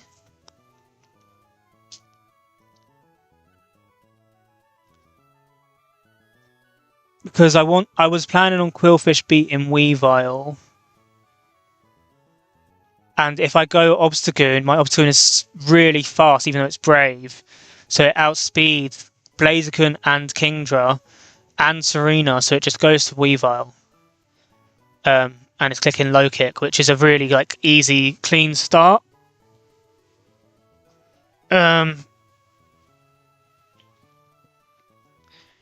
Which is what I have written down here. And I could pre-damage Obstagoon to make sure that I always bait Weavile low kick. So even if indeed he hits me, because otherwise I would be like, well, if indeed he hits me and I'm not expecting it, then it goes to Blaziken close combat or overheat, because it's going to see slow kill, and Weavile won't see, or sorry, if it doesn't hit me at all, then Weavile won't see a kill, and Blaziken will see a kill, so it'll go for the slow kill. Whereas if I get hit, Weavile can see the kill. Because I don't Oklo this, do I? No, I don't show any like killing rolls to this or anything. So this would come in if I take no damage, but if I can pre-damage so that after 2 burns, I always KO Weavile, and I have a Citrus Berry, so like if this does hit me once, I will heal back out of that kill range anyway. I can do that, because I can be like 91%. So like, I can basically, that means I can guarantee that it's a Weavile coming in first, and then Qwilfish can kind of beat it and get it out of the way. And it's always low kick, which I take like no damage from. I don't get to intimidate it because it's in a focus, which is annoying. But I'm only dead to like very specific rolls of Night Slash low roll crit into high roll crit without my Citrus proccing.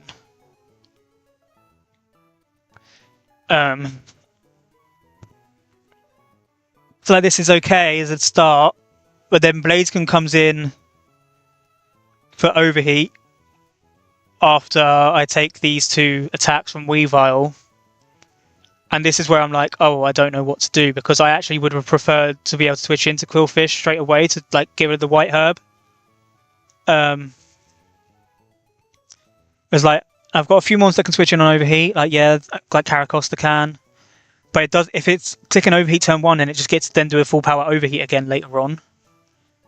Like Caracosta can come in on overheat, that's fine, and it's always close combat. I can go back to Qwilfish and get an intimidate. But if Qwilfish has already beaten Weavile, then at that point I'm probably like dead to crits, or like if I'm not dead to crits after Citrus, then Blaziken is seeing probably random move, and then I can't actually switch in on random move then again. If it's Caracosta, it does not switch back in on random move, and I still then don't have a way to be like, oh well, now I take close combat here and I can revenge kill or whatever. It doesn't work. So that would probably be like a stack 2 or something. Like, it just doesn't work. Like Tentacruel takes an overheat, baits close combat or Stone Edge, and again, like I don't actually want Qwilfish in when Blaziken comes in, so I don't know how I solve that. So if I do this and I say, oh, I hope I don't get hit so Weavile never comes in,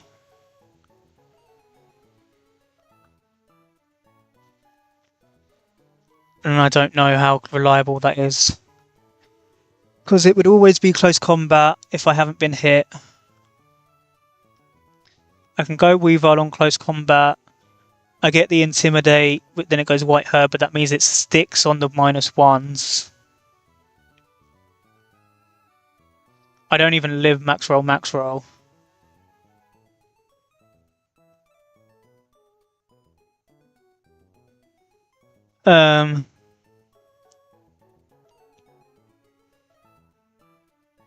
But Qwilfish would be able to revenge kill at that point, and it's always overheat. On overheat, can I go here? Then but then again, like I barely live max roll. So if I just get crit, then I lose. If it was overheat, you'd be stuck here at -2, -1, -1. It's close combat or Stone Edge. I can go back here. Then you're -1, -1s probably, because it's probably Stone Edge. But then I've taken 50% on Qwilfish and it doesn't beat Weavile. And I don't have much in my box that if I'm 2v1 in here, then then like something else that's 2v1, which is then why I'm like, okay, Caracosta does the lead. I'm baiting random move. I go to Quillfish so that the -2 or whatever sticks. Then I go Tentacruel.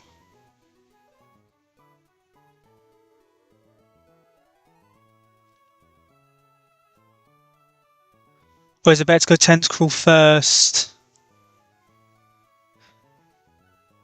Maybe it's... Tentacruel takes so much from a close combat still. So this is really, really hard.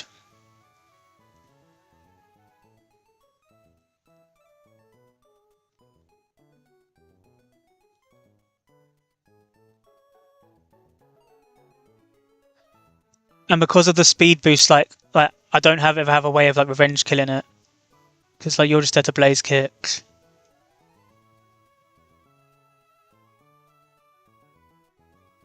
And if I was to intimidate, you're just dead to crits. It is in Psychic Terrain.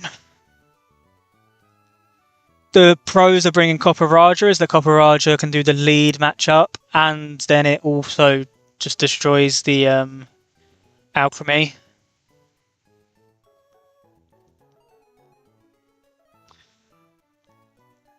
But it means like my party takes big hits before I KO Weavile.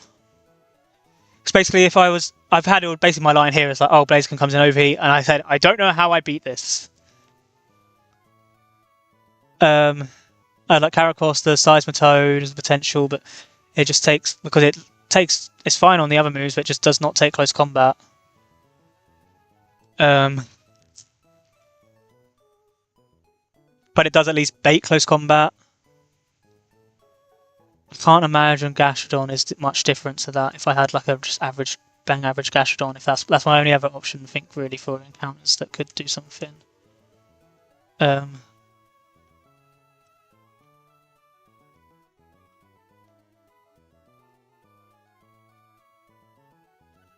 I mean, yeah, like you're just taking the same.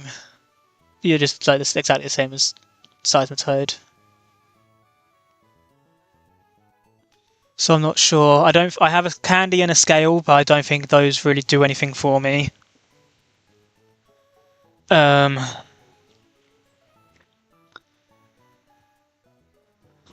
Because I could scale defense or something on Tentacruel, but I'm still just dead to crits.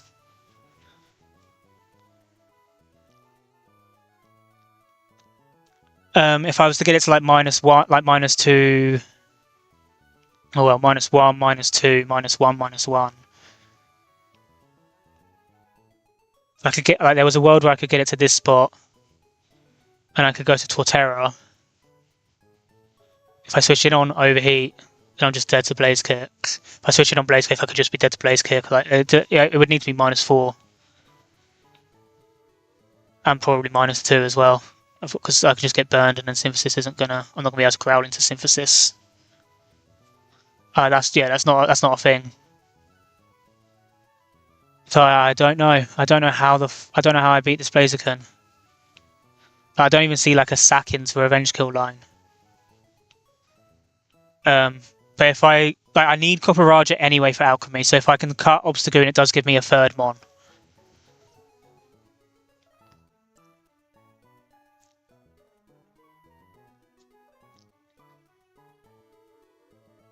Cutting Obstagoon gives me a third Mon. You live all crits. I have Wise Glasses. If you're -1, Surf always kills.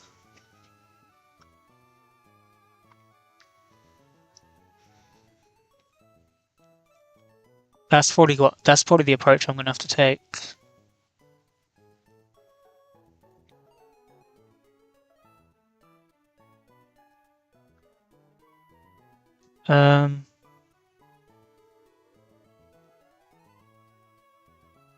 So is it Sack Luxray?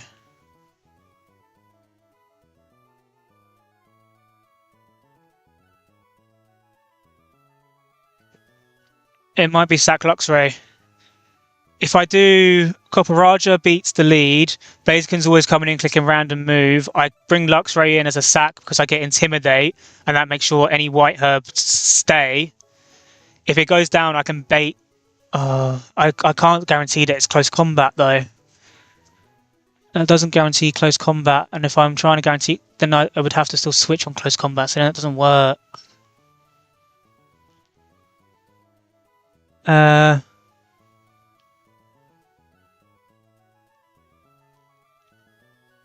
don't know. I don't know what I do here.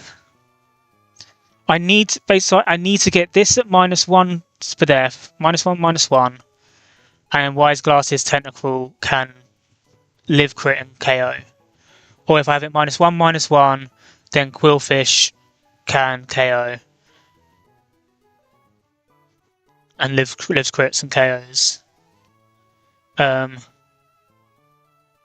Quillfish does not do it with a Muscle Band, does it? No. So yeah, I have to get close combat. And then I have 2 mons that could revenge kill. But how do I get White Herb procced and guarantee close combat without sacking something or losing loads of HP in the process? Because I would still want Quillfish to beat this. Unless it's sack Quillfish. Again, I can't guarantee.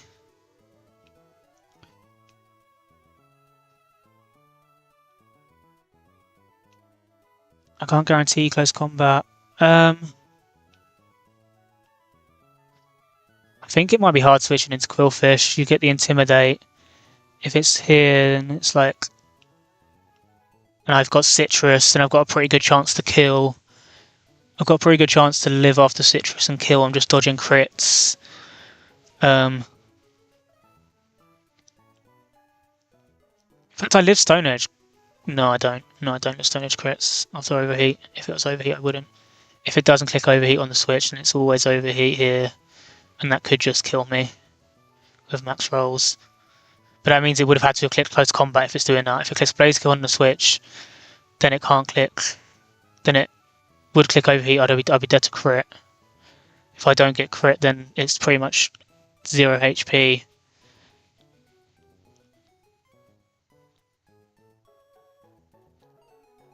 I can't Aqua Jet or anything because it's in Psychic Terrain. So then it would have to be Technical comes in for a revenge kill. After that, it would go First Fancy's kill, Fast Kill. You see Fast Kill with Night Slash, but then that means I need something that then beats Weavile, and I don't think I have a reliable Weavile answer. That's not Quillfish. Everything's like dead to like low kick crits or whatever. I can't intimidate it. Yeah, so I don't know.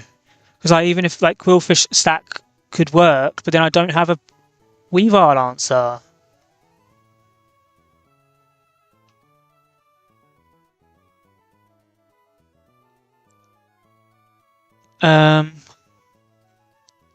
Does Cloyster ever do anything here? If I was to evolve you.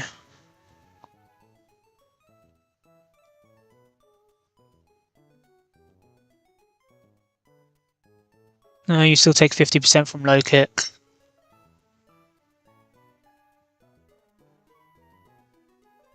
I don't know.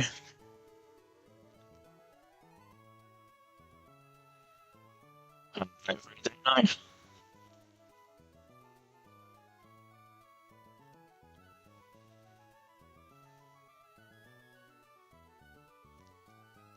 I think every other mon is relatively okay. Kingdra, I think Torterra is probably going to be able to beat it. It might get dicey, but it shouldn't be the worst. If I had Quillfish alive, it would make it so much easier. But it probably can be 1v1'd. Serena, Rapidash is fine. Alchemy, Copper works, and like I said, I can get an extra slot if I do Copper for the lead as well.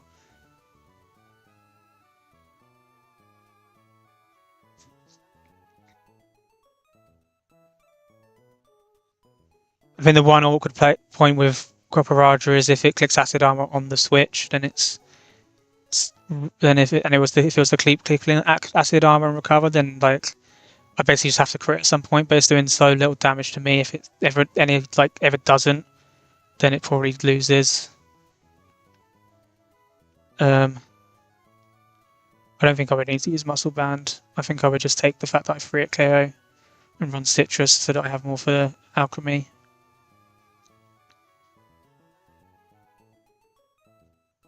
I just don't know how I beat Blaziken. I really don't know. Even if I was to get it down to this, 5 Mons, what other Mon helps here? I would need something that either helps Blaziken or Weavile.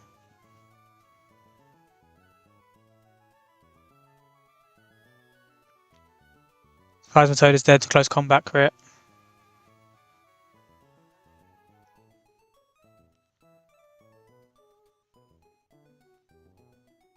Sam's dead to every crit.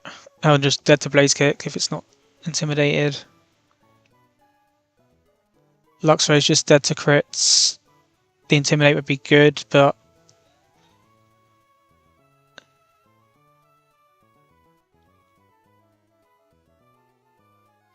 like, is it literally send Luxray in, hope it close combats, and then I can revenge kill it? Is that literally what I have to do?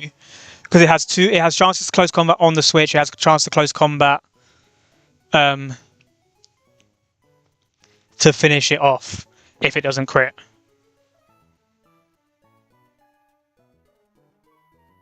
That feels insane. But that feels like it might be the best use of stuffing my box, and then Tentacle revenge kills. If it's -1, it's not going to be -1, but on Tentacle, can't be. That's just insane. That's just insane. It could take like HP from. It could take 2 of my guys out without me being able to do anything.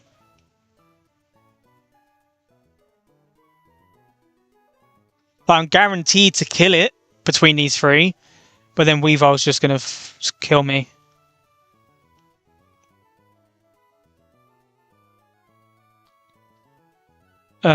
If it is Tentacle to finish it off, then what we were saying is that it's Weavile, Night Slash. And I don't even want to switch in on Night Slash on Quillfish. I could be dead to 3 crits.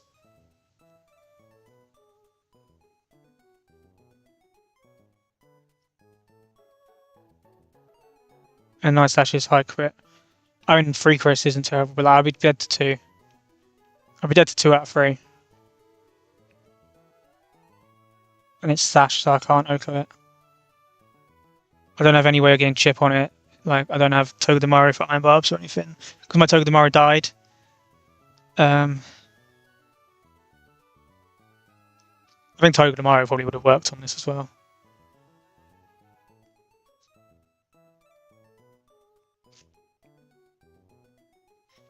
It's just Blaziken. You don't learn. There's nothing I can scale here. I have Icy Wind. No, I don't get Icy Wind TM.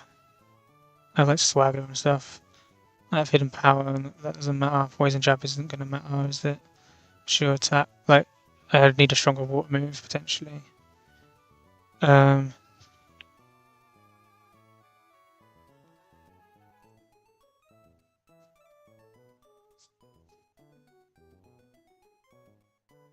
So close to getting Aqua Jet. Not to have help for this fight, but just in general. It's been shit not having it.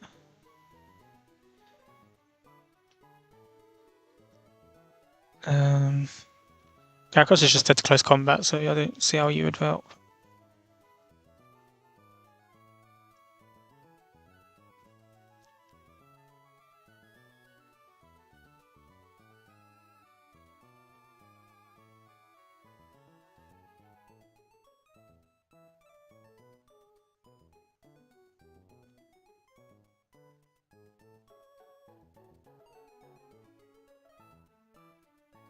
I can't mock punch.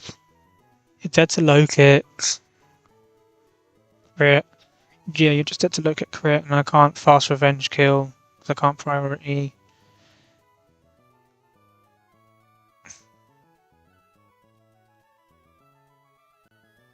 Of course I can't get crit. Of course I get any better moves.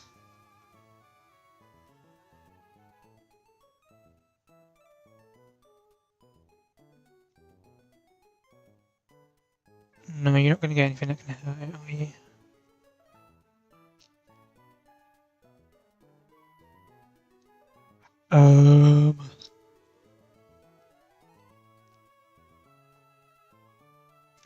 I mean, I also have potential for a Starmie. I don't expect Starmie to be able to help him to Blaziken, even though it resists both stabs.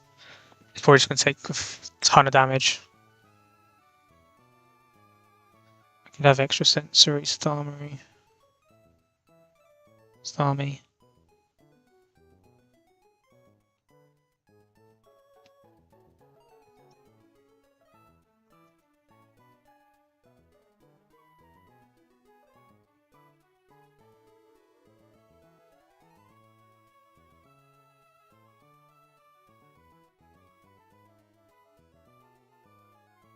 Oh my god.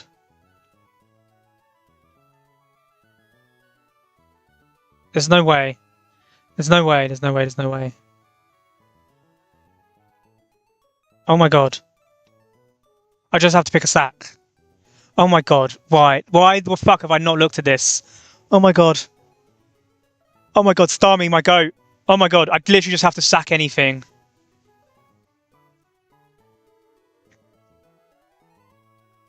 I live all crits, I just have to sack. Holy shit. Why did I not think that this would work? Why did I not... Oh, I didn't think I'd be able to switch in and take a hit. I can't switch in. There's no way I'm going to risk switching in on it. It would just be silly. When I've got a guaranteed revenge killer, that would be silly. I don't have to... Oh my god.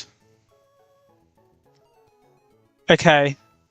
So I have to evolve Starmie. Okay. So let's say we've got that. That means I don't... So I go... So I don't even need Centered Crawler. Then Quillfish is only needed for... Okay, so I literally just pick any sack in my box, any one in my box to sack.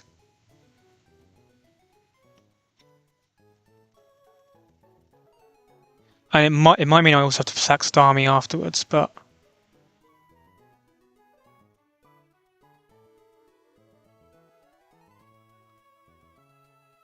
You're definitely seeing Night/Kill on this, aren't you? Yeah.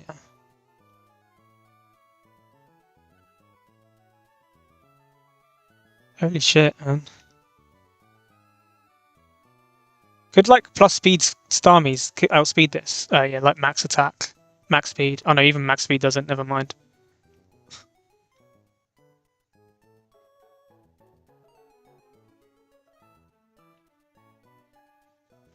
I don't know how I've missed this. Okay. So... I can't afford Obstagoon. I need Copper Raja to do 2 things. This means the Quillfish is freed up to pivot on stuff, potentially. Yeah, Quillfish is free to pivot on stuff. Okay. So it's Copper Raja lead.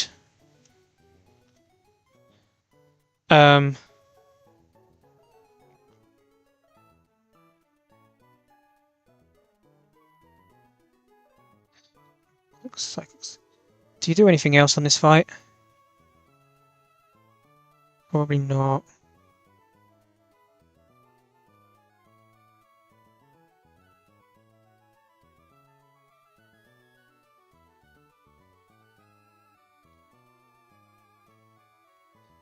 Yeah, that's fine. I mean... Okay. At least I have a one that can kill Blaziken. I didn't even consider it. I don't know why I didn't consider it. I just thought he'd be dead to crits.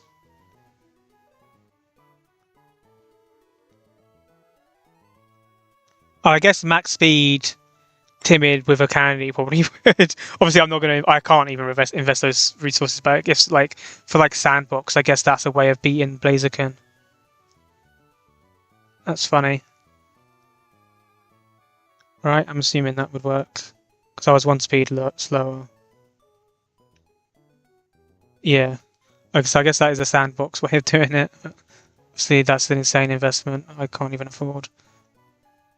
But just to have the Revenge Killer is huge. Okay, so Copper lead. Muscle Band makes it a 61% chance to KO. I don't think that matters because even if I don't KO, it's always Blaziken afterwards. So I'd rather go Citrus.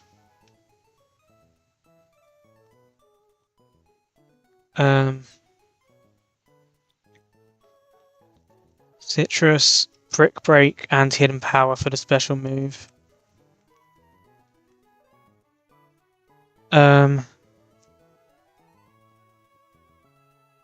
Starmie's item doesn't matter.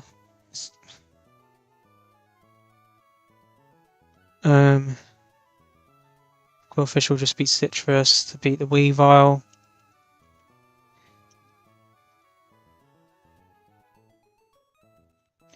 Forterra is Citrus. Rapidash is also Citrus. Starmie probably doesn't matter anymore to sack. Okay. So if we run through the line, Raja leads. Because I don't think Citrus changing any rolls on you. Oh. It still shows a KO, so if it doesn't click Acid Armor on the switch, then it's never clicking Acid Armor. And if I ever crit, then it is dead. So this should be fine to beat this at the end game. If I ended up losing to Alchemy, I lose to Alchemy. That is not something I would ever be able to control. Or I would take a lot of bad luck. Okay, so Raja lead spams Brick Break. It's a free at KO. Brick Break free at KO. And hopefully Diddy's very likely to spam screens.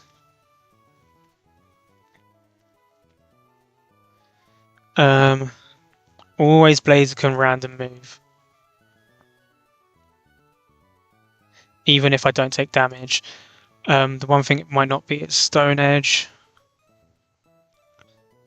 So what here in my box is the sack. Is there anything productive if I sack? It's so annoying that I can't like live.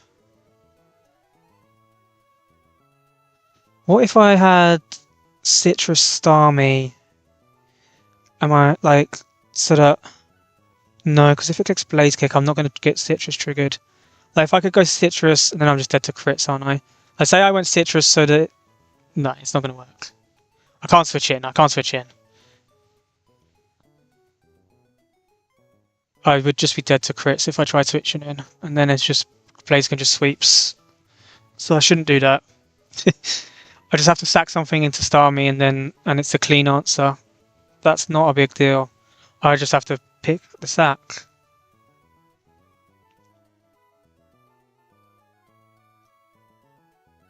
It would be more helpful if I had something that did something on the fight, like. But like, I'm not going to sack Copperaja after it beats Indeedee. I wouldn't bring Obstagoon to do that. If I had another Mon that could beat Indeedee and then be sacked, so then I have cleaner answers for the other things. Is that a thing? What else gets Brick Break here?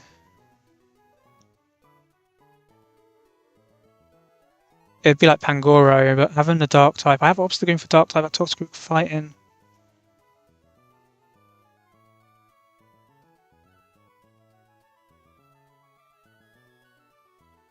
Pangoro that good long term?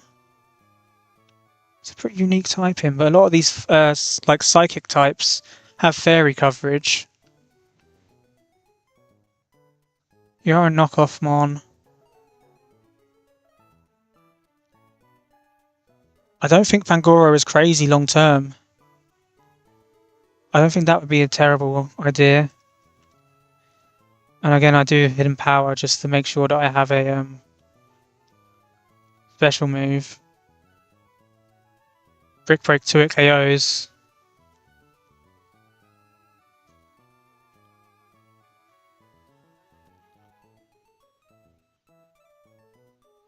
I could be pre-damaged to 94% so that if it does click Hyper Voice once, I always Citrus heal out of it, unless it crits.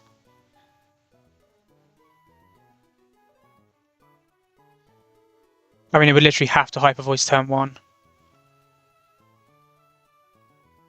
And if I do the pre-damage so that I always trigger Citrus and come back out of kill range so it can't see kill, it'd have to Hyper Voice crit, or it'd have to Hyper Voice, which is insanely unlikely. If that happens, then I was destined to wipe. And that means I don't have to worry about Copper Raj HP later on. Or like, if I get hit, it can just always just come in on Alchemy, be full HP, and really likely to win that 1v1.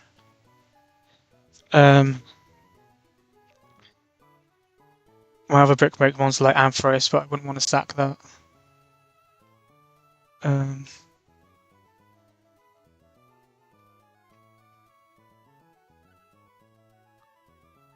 mean, it's going to be like everything, isn't it?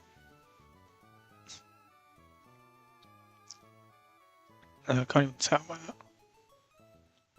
I mean, Seismitoad is one of them. I know that, I think, but if I get Expanding Force once, then I'm just dead. So that feels like a big risk. I mean, I'm just dead to crit. Or I am just dead afterwards because it would always attack afterwards. And I don't even free it KO. I could probably go Muscle Bound to do it, but always free it KO. But that feels like a big risk. If it attacks once, I lose. And Seismitoad is quite good anyway. Mine's also really good IVs and fast.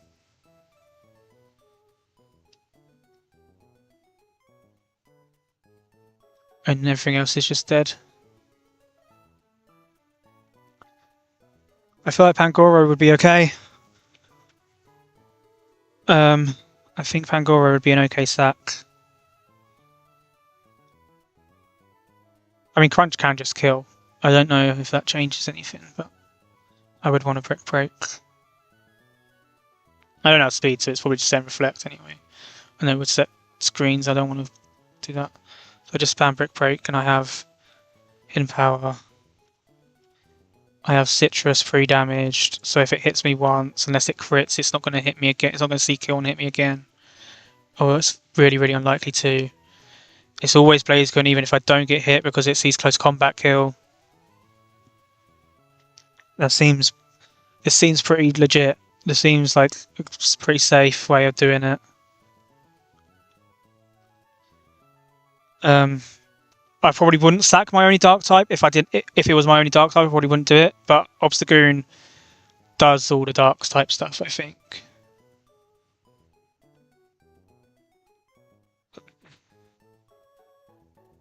I still have Toxicroak for fighting type, and it has Aura Sphere for no missing fighting move.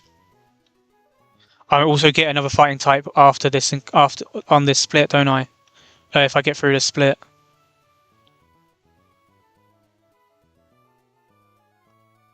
Yeah, I hit that. I'm not going to go for that. Yeah, I'm also kind of likely to get a fighting type here. I'm pretty likely by 30%.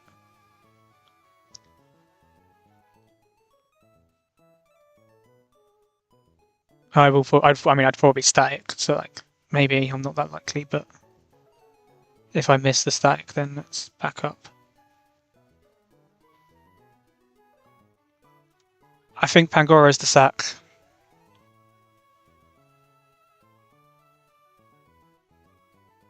I think Pangoro is the sack.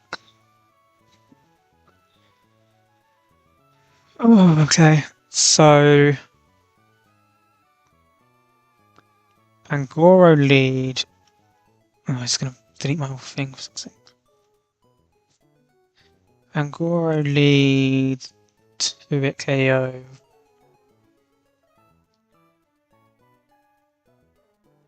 Oh my god. I don't know why I just start doing this. Pangoro lead to it KO.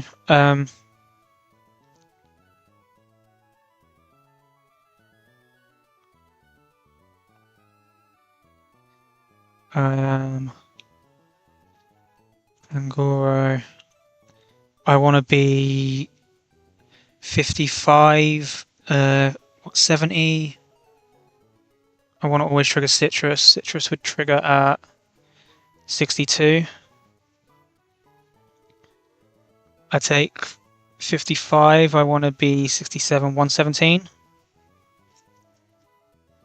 94%. Yeah, I want to be 117.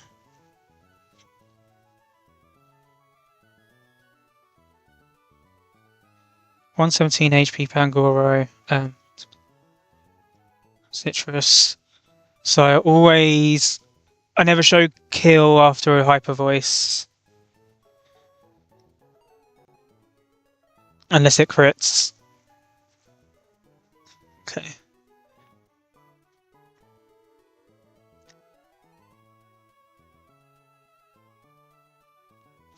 Hidden brick. And that means that I don't need hidden power on you. But I guess I do have... Actually, I should probably still do it if I can afford it. Because then it's Copperaja as the backup in case I get Hyper Voice crit turn 1. Or double Hyper Voiced. And somehow die. So always Blaziken in, always Blaziken in. CC close combat. CC or overheat. Depending if I take hits. Usually 8 CC. And sacked. Star me in. Take random move. Is it random move on Star me? It's usually Stone Edge. It doesn't matter. I mean, lives crits. And extra sensory KOs. I have to be careful when I think I have to evolve Starmie straight away, don't I? I have to evolve Staryu now because Staryu doesn't learn extra sensory. It doesn't. Starmie does, and my Staryu is still level 35, which is good that I didn't keep leveling it up because I was like, oh, I stop here because maybe I need this extra sensory Starmie. But if I didn't need extra sensory Starmie, then I was delaying in case I need Surf Ice Beam earlier. So I did a good one there. I saved myself. If I had leveled up Staryu, oh my god, I would have been furious. Flip turn is such a cool move to have, but I don't think you're ever going to be able to scale that. Okay. Lives all Chris and extra sensory KO. Then after Starmie, it's always going to be Weavile, Night Slash, or Pursuit. Does that mean I have to sack Starmie? I think it does. I think it's a 2-sack line, but I think with 2 sacks, I think it's really safe.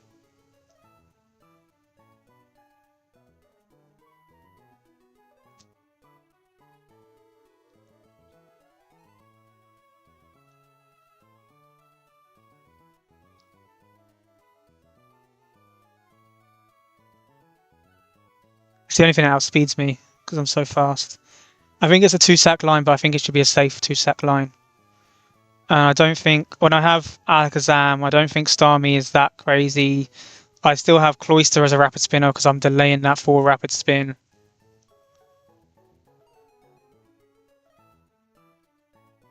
Okay. I think that's fair. Because I can't I can't switch in on Night Slash anyway with Quillfish because then I'm dead to 2 out of 3 crits and I don't want to risk that.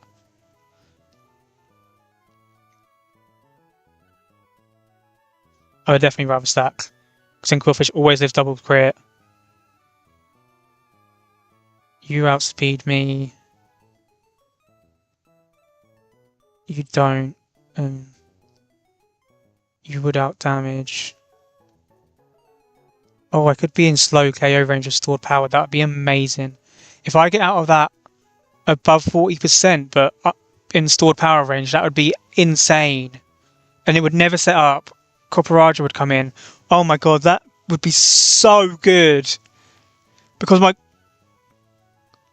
yeah, that would be so good. It would go to slow KO because if it doesn't see fast kill.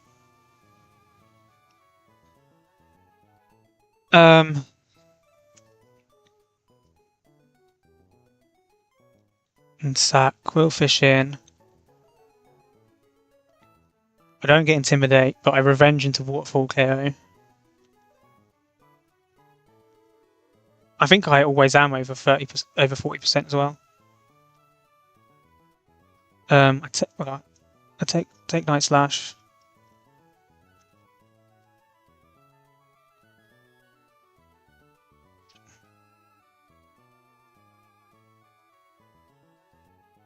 Take Night Slash, which is it's just assume it crits because it's a high crit rate. Well, they can do either. They can do both. 36%. If I take 60 twice, I'm at 60. I go to 40, I'm at 65. Yeah, that always sees kill. If I take 36 twice, I'm at 72. I heal back up to 50. 72%. 28. 53%. You don't see kill.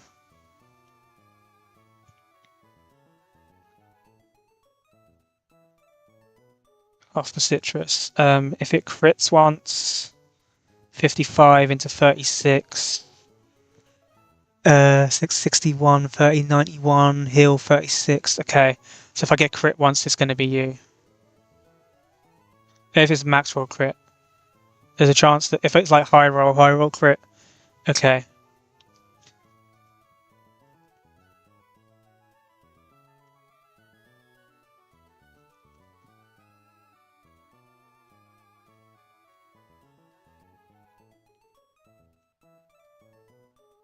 I really hope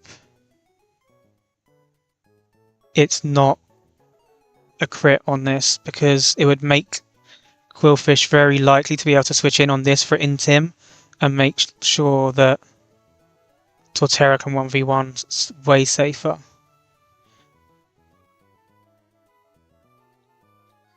Full KO. If no crits, usually.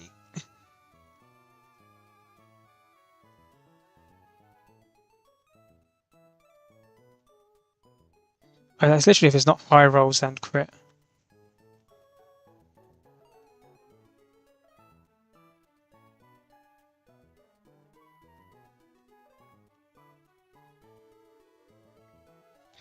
But at least if Kingdra is coming in, it's almost definitely seeing the scale shot. It's usually going to roll to see the scale shot kill.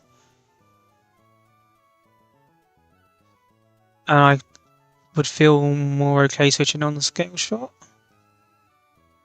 Because even if you hit 5 times, you only do 50%. I don't know exactly how to do the Torterra Kingdra 1v1. I don't know if it's like when I should click Synthesis, when I should click Growl, which is going to be scary. So Intimidate just makes it way safer. If I was to take a scale shot on hit, I'm sure I have to click Synthesis. And then I probably start spamming Growl after that. Because it takes a defense drop. I think I'm supposed to hit it once as well, aren't I? So that I then show it kills and it never clicks Dragon Dance. But if it clicks Scale Shot once on the switch in, then it's already really close to being dead. So I would have to just kind of, I just have to hit it once at some point again. Once I'm once I'm safe from Synthesis. So it probably gets the Dragon Dance once and then it attacks me, then I click Growl, then Synthesis or something like that. Okay. But if I get Quillfish in, it's just free. Alchemy.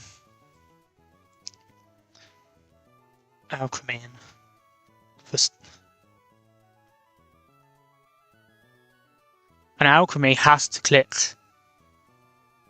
It has to click an attack against Quillfish.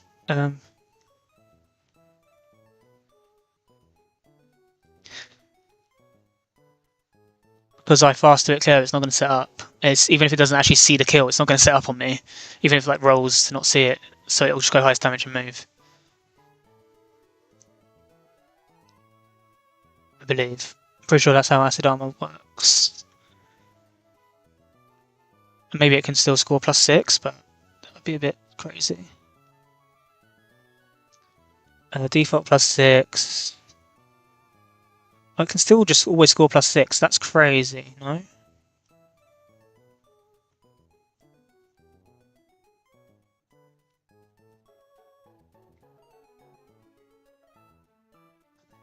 That's crazy. I hope it sees kill.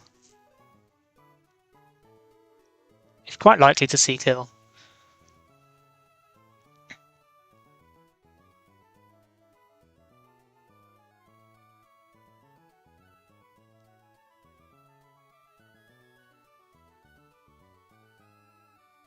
I don't know if I can give Quillfish a special move. I don't think I can afford to delete a move.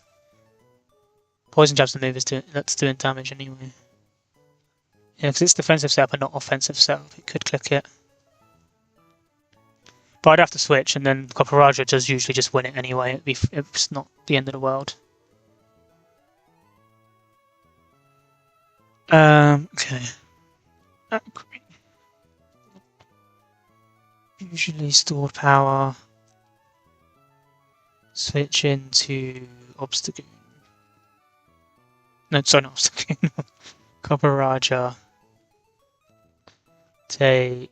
Oh, I take like nothing from it. 9%. Oh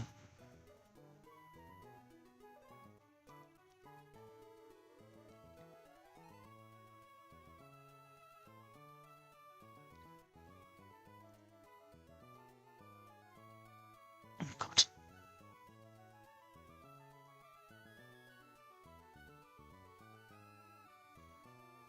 Take 9%. Iron Head until KO, basically. Could click Acid Armor. I should out damage it.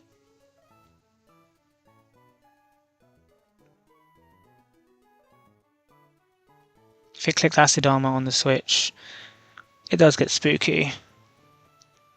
But I should out damage it, and if I ever crit, I'm just win. I'm not taking enough damage. It doesn't like actually get enough turns to try and like out heal me. Like if it clicks it once, if it clicks it once and then it clicks it again, then it gets scary because then I'm not doing much damage. Then is that a reason then to go Muscle Band? No, it doesn't really change the roles. I just don't want it to ever be. I don't want to be able to spam recover. Well, I don't want to be able to recover and acid armor. If I can get it, I think as soon as I hit it once, I think I'm good. I think I'll be okay. I mean, even if it goes to +6, like I don't take much damage from it, and it's not gonna be able to keep attacking. I think Citrus is better. I think Citrus is better.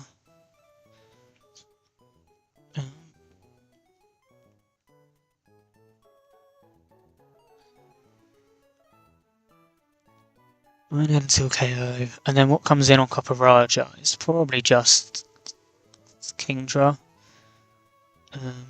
You have low kick, so if I'm not in kill range, it will go to Serena. Am I okay switching in on low kick with Rapidash? Because that's what my answer was going to be.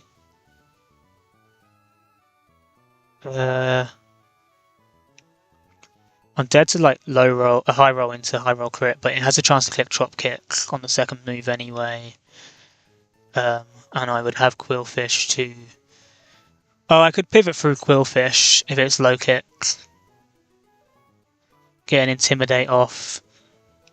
It's basically always clicking drop kick. It would always click drop kick. I wouldn't have a Citrus Berry by this point. It would always be drop kick, then Rapidash comes in on drop kick. And even if I'm -1 attack, I'm still going to beat it from there because Fire Lash lowers defense. I could just spam Fire Lash. Okay, that's fine.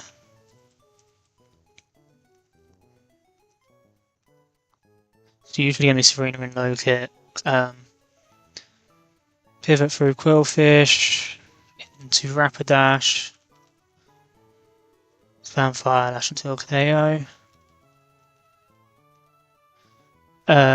And then it goes Kingdra, and it'd be clicking Liquidation actually. Oh my god, is it always clicking Liquidation? That would be so good. That would be so good, depending on my HP. Yeah, it's like.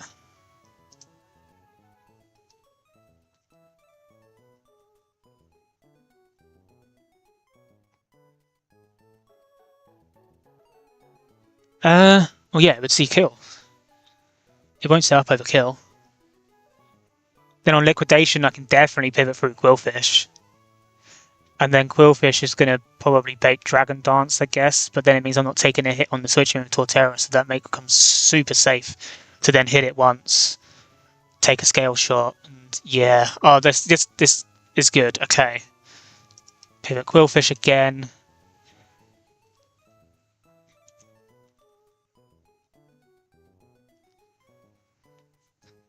Torterra 1v1.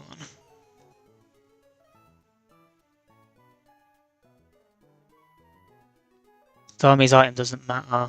I guess I could go Wise Glasses just because, just in case I've missed something with the range or whatever, just in case something in the calc is weird or my Dami's stats aren't accurate or something. It's just gonna help hit that. Okay, I think that works. So the only other thing I need to check is if it goes straight to if I get crit, if Quillfish is crit on Weavile, I'm probably just gonna have to steer it if I get crit on Weavile and it's Kingdra in.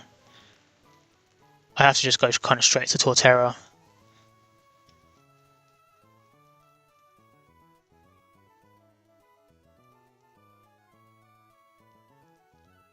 I don't think I can pivot between anything else. It's Torterra 1v1, so it'll go to Serena and it'll click triple axle, which I can hard switch in with Rapidash, or I can pivot again, depending on HP.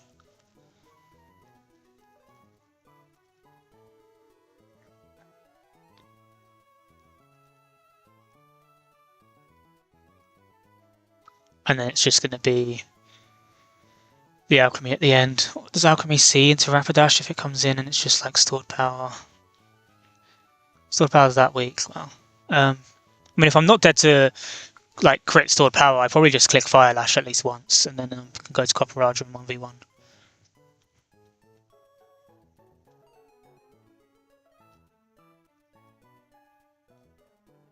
So that looks like it's definitely clicking Acid Armor in that position if it's not kills.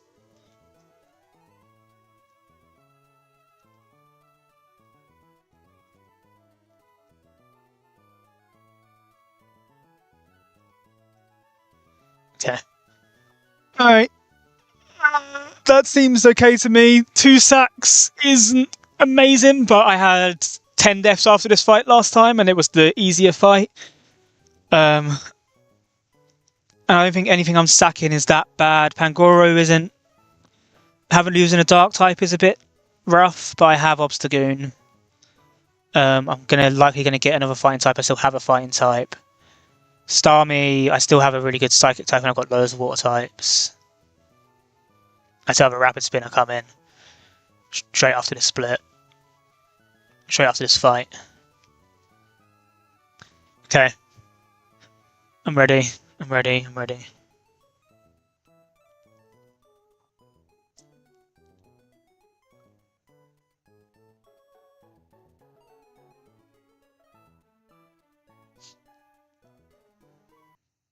Okay, so Raja, Quillfish.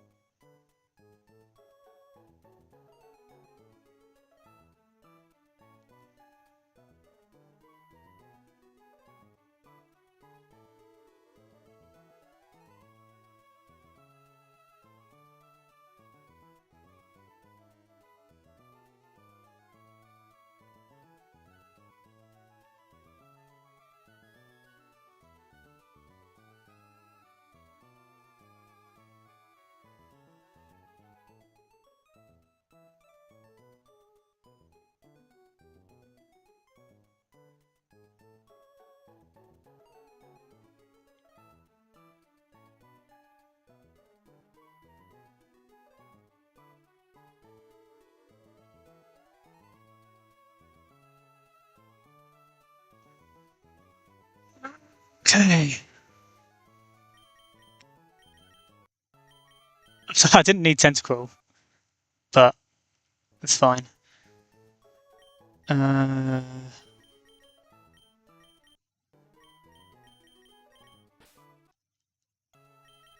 So I guess I could have actually delayed that encounter because I figured this out, but I don't think that's a big problem. I still think that that's a good one to have. I didn't have like really good special bulky guys, so.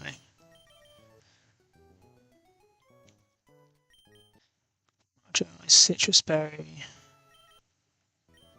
Use all citrus berries, except for this, which is wise glasses. It can be anything. Just no point giving it citrus because it would just be -1.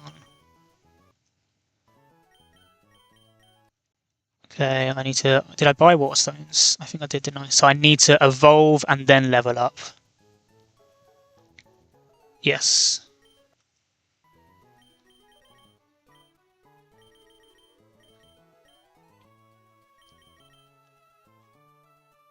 What do you learn at 37 as a star U? Power gem. I can get both.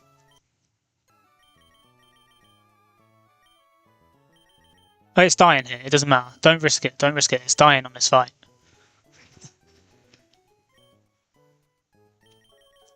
Power gem doesn't change anything here. I guess it could click Stone Edge and miss, so then I could potentially get Power Gem off on Weavile. But I think any hit breaks the sash is for the same difference. Yeah, it wouldn't matter. I would actually. Oh, okay, no, I want Power Gem because there's a world here where if Blaziken kicks Stone Edge and misses, so Starmie has HP, Weavile clicks Night Slash and doesn't crit, then I can Rapid Spin into Power Gem to KO probably.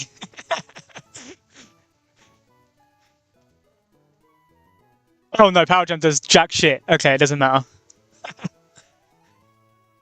It's fine.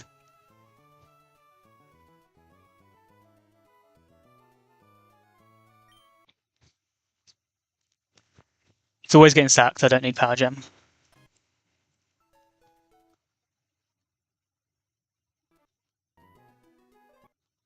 Show me extrasensory. Thank you. Do not misclick.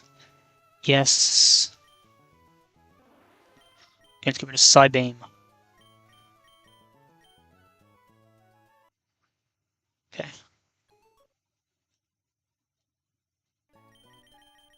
So I need to do some move changes. So you need to go and get Brick Break and you need him power.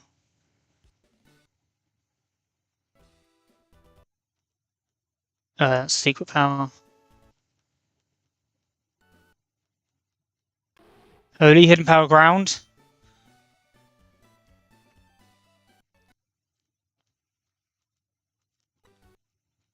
You'll need Brick Break. I can afford to remove.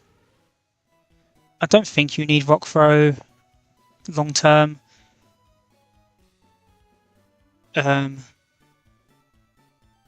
It's only if I actually get. No, it's fine. That's only if I don't need to do both. I can just get you Brick Break in case Pangoro gets like attacked for no reason. No, it's not what I wanted. No, just double check that I don't need any other moves. No, you're the only two mons that need moves. You both need Brick Break.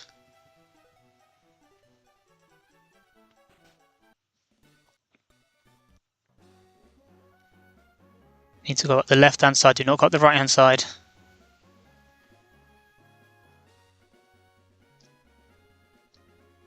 Oh, pro driving. I cannot do that on the Sky Pillar Blaze.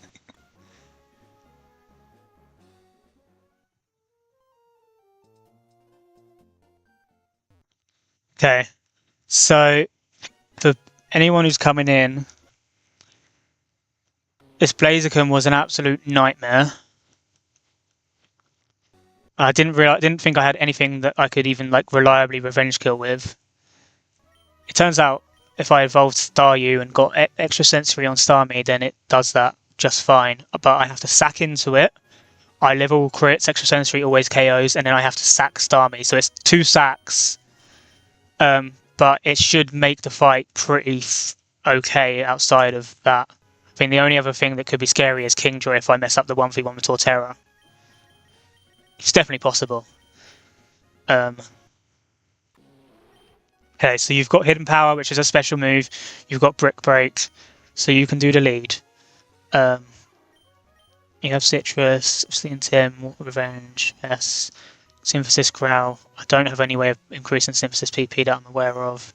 You have Brick Break as a backup. You have Wise Glasses, which isn't relevant. You hit the KO anyway. Okay. Okay. Everything's set up. I would be if I am only sacking Pangoro and Starmie, I'll be very, very pleased. I've got Alakazam for Psychic. I've got loads of water types. I've got Obstagoon, which is Brave and Guts for a Dark type. I've got Toxicroak as a Fire type, and I'm likely to get a Fire type from Altering Cave after this. Once I get through these fights, so I think they're fine to sack. I think it makes this pretty riskless. It's not never riskless, but it makes it relatively straightforward. And 4 deaths at this point, I don't think is terrible at all. Okay, just double check. Everyone needs Citrus except Starmie's item doesn't matter. I want to pre-damage Pangoro. So I want to pre-damage Pangoro because if I get Hyper Voiced on turn 1, which would be really unlucky anyway because I have both like physical and special, then there's a chance that it sees kill afterwards. If I pre-damage to what did I have? 117. Then Min roll Hyper Voice always triggers Citrus Berry, and I come back out of it. So I'd have to get Hyper Voice crit or double Hyper Voiced. It's really unlikely anyway. Oh shit! Sorry. Okay. Thank you for reminding me that.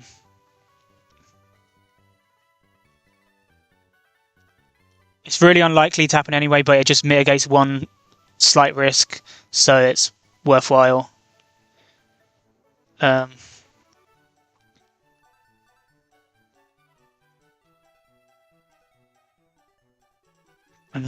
Pre-damage. 1 to 117.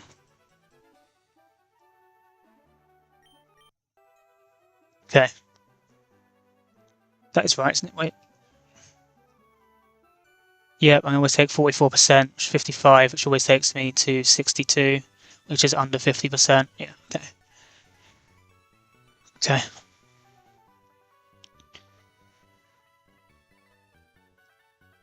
I mean, usually I'm not even going to get hit by Hyper Voice, but it's okay. Let's go.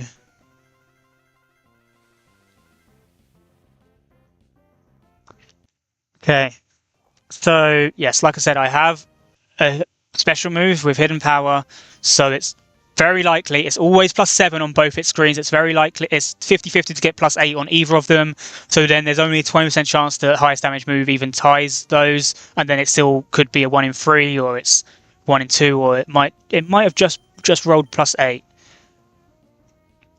This is always a 2-hit KO.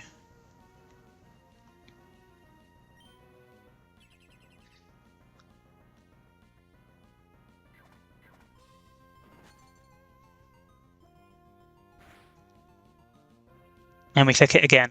We're now always safe with this lead. Okay. Now, even though I didn't get hit, no matter what happened on this matchup, it was always going to be Blaziken coming in next. And it's only ever clicking close combat. If I'd been hit, it could have clicked Overheat. It doesn't matter what it's clicking. Pangoro is going to go down as a hero, setting up the free revenge kill.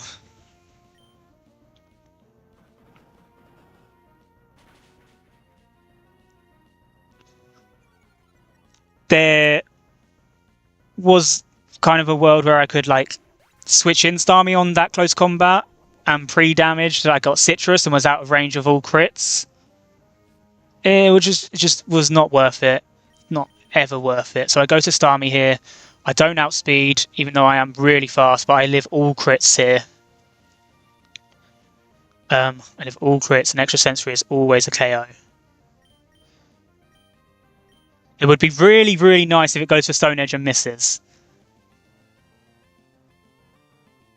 I think. Actually, it might mess with the line. We'll see. Okay, it connects. It doesn't matter. I live crit.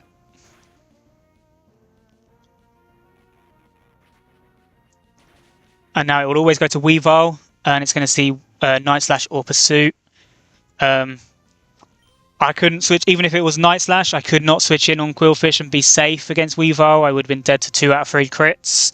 And I would like Quillfish to have more HP for future baiting and pivots. So Starmie is going to be sacked here. Goes for Pursuit. I don't know if it's guaranteed to kill. It might be. Oh, if it saw it, then it probably was. It probably saw it because of killing roll. So now on Weavile, we go to Quillfish. We can't intimidate it, unfortunately. And it has a focus sash, so we can't one-shot it. But we do live double crit always. We hope that neither of these Night Slash crits, or if they do, then we get low rolls, because then it goes straight to Alchemy. But we'll see. Okay, this one. This goes to the sash. Now I just pick it up with Poison Jab or Waterfall. Not dead to crit here. It didn't crit. Okay, so that means it doesn't go to Kingdra next. This is really nice. 63. And stored power always sees kill. This is amazing. So it should be Alchemy here for slow kill, because nothing else sees kill at this range. And I don't kill the Alchemy, right? Oh, why? Why? I don't show KO to the Alchemy. This doesn't see a kill. Why did it go here first? Surely it goes for slow kill. Unless it calcs scale shot weirdly for switching, differently for switch-ins. I don't show KO to Alchemy. Psychic Seed is special defense anyway, so it's not seeing that on the boost. Oh, it doesn't see stored power boost. It doesn't see stored power boost. Boosted. Okay. It was never going to be Alchemy. It doesn't see stored power boosted because it's obviously that the calc is already showing with Psychic Seed boosted. Okay. It's a little bit more awkward. Kingdra here. Damn it. That would have been so clean. Kingdra here. It's clicking Scale Shot or Dragon Dance. I think I just have to go hard into Torterra. It's not liquidation, which means no defense drop on my side. Kingdra does get defense dropped. It could click Dragon Dance here, so I have to go Torterra.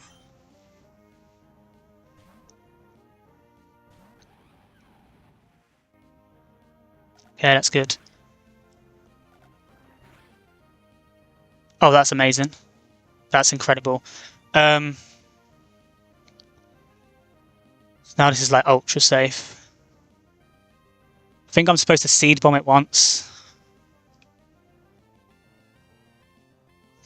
So then it will never set up again, never click set up moves again. I have a Citrus Berry. Scale Shot, max roll. My 5 hits with max roll would do 50%, but I'd Citrus Heal out of that. So yeah, I need to Seed Bomb once. Okay, so it goes to +1, +1. +1, -1, +1. Scale Shot, max roll, 73%, so I actually just KO it after this, right? I don't even have to do anything else, I don't have to risk anything else. It's clicking Scale Shot. If it's clicking it's always clicking Scale Shot now. I don't Synthesis off of this, do I? That would be silly, because if it 5 hits, then I die. I just Seed Bomb and KO. I'm never dead to 5 hits. Citrus. I was never dead to 5 hits anyway.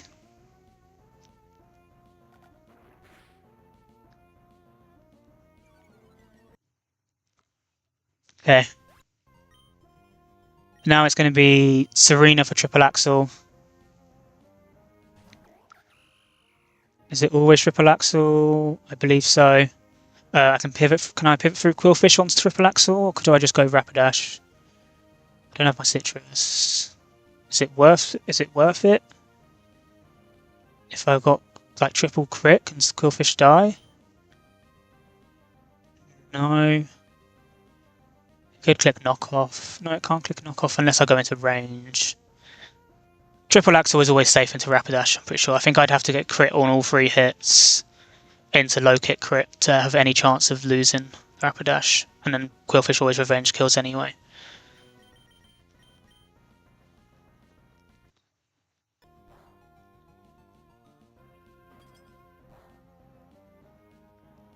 Okay, yeah, so now this is always low kick or drop kick. Oh, I even get burn. Okay, cool. Low kick crit max roll would have been 61. So I don't think that triple axle damage was right, but I don't know.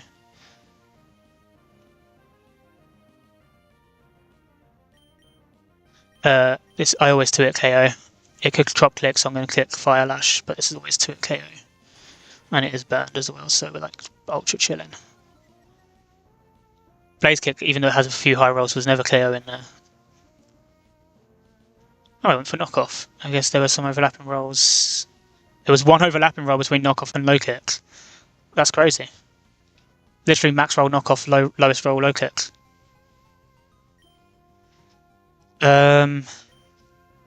Right now, if Alchemy comes in after this, it doesn't see kills. Am I dead to crit?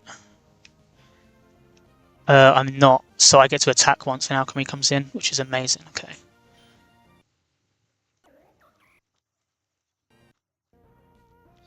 Okay, yeah, so I'm never dead to crit here on either move. Yeah, 39, 40. So I get to attack once, Fire Lash, and then it has a chance to click an Acid Armor here, I think. But if I get one Fire Lash off, then I can spam it again, basically, until I just keep clicking it.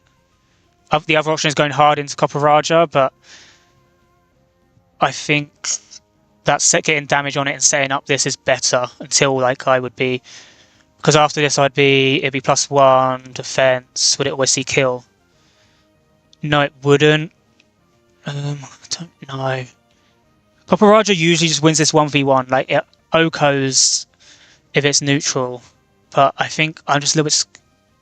I don't know what is correct here.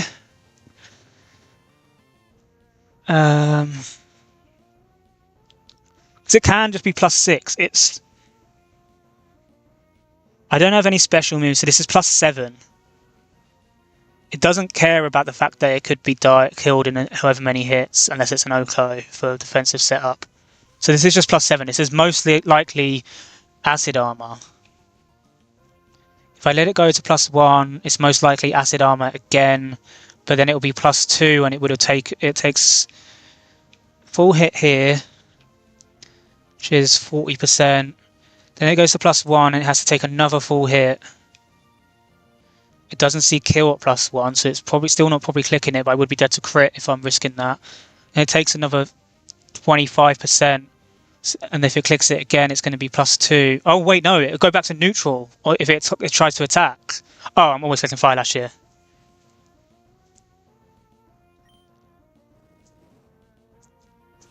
So I'm not even dead to crit after the second Fire Lash if it doesn't attack here. Okay, it does attack. That's fine, now it will never attack. Oh, no, sorry, now it always attacks. Now it never clicks Acid Armor.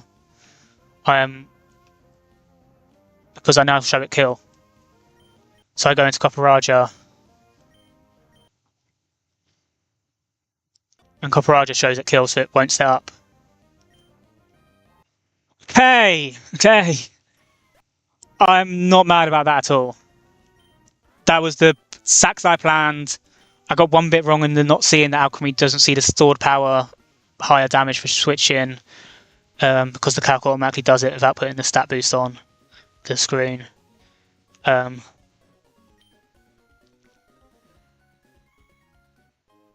that Blaziken was an absolute nightmare. There was genuinely nothing else I had that could revenge kill it or anything, like safely. And I was going to have to do some weird pivots, and I would have been so weak for everything else. I was going to be risking so much. I don't think that's that bad. I think that's a big kind of checkpoint hit. And like I said before the fight, I think I have the rolls that these two would do anyway. I think I still have those in the box.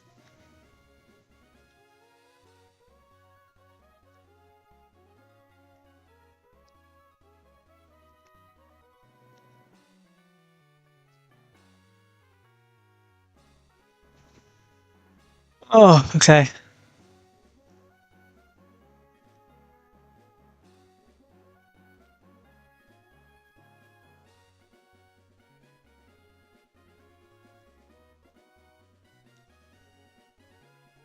Yeah, I'm relatively happy with that. I didn't lose anything stupid on the way there. I've only lost Mons on 2 fights, Shell and this, which is probably very standard. Just gotta keep it up, I guess. It's because I don't lose silly Mons in between the boss fights where they're just designed to.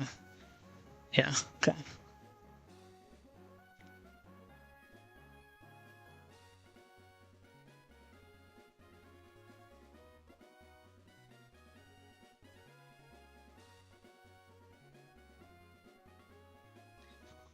Oh. I mean, it did mean I cashed in Tentacruel when I didn't need to, but again, I think that will have use. I think that's fine as well.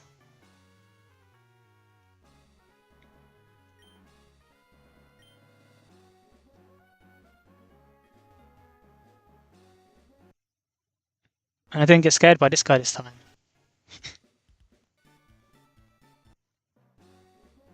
I'll put my sacks into the death box. I'll do my levels so that I have the export. I now have access to Flygon if I want it. If I delay it past Norman, I get first impression. So we'll see. I'll make sure it's in the calc and I'll see if I want to evolve it or not for this split.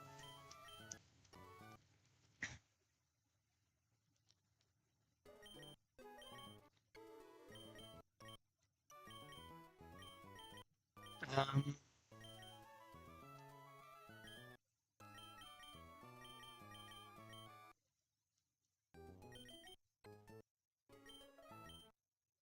I think I can evolve Cloyster as well. I think Cloyster gets Rapid Spin now, which is what I was delaying for.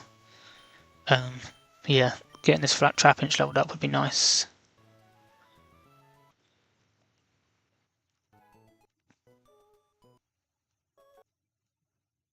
I'm guessing it's 42, isn't it? I think it's 42. Tap.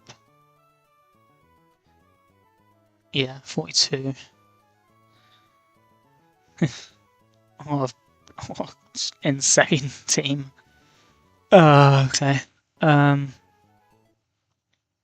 Aquatail. No, I'm not risking that accuracy. I'm not doing that for the 10 BP. No, thank you. Aqua Jet is an interesting one, though.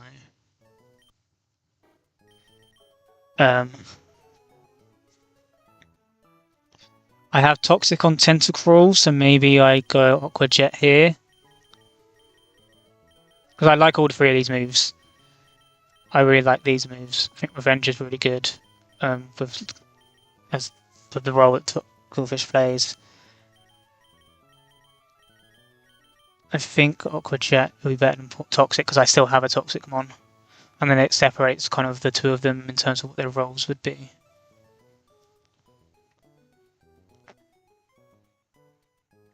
I don't have much priority in my box, so I think I need Aqua Jet.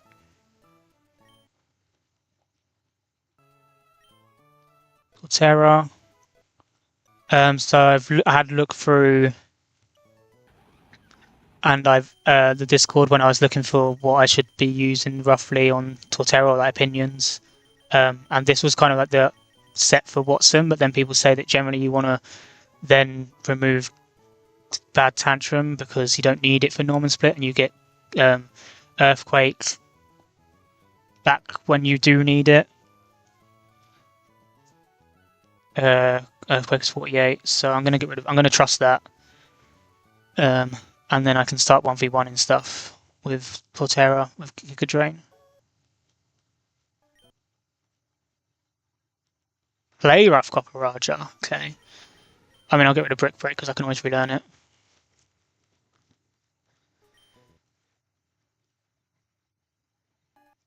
Jump kick. I am never clicking jump kicks, right? It's probably better than bounce in terms of what it hits and what it shows KOs to in the back. It's probably similar to high horsepower, but I'm never clicking bounce either. So, I mean, I could be wide lens jump kick. Goon, scary face. That's interesting. I can get rid of brick break from now because I can always relearn it.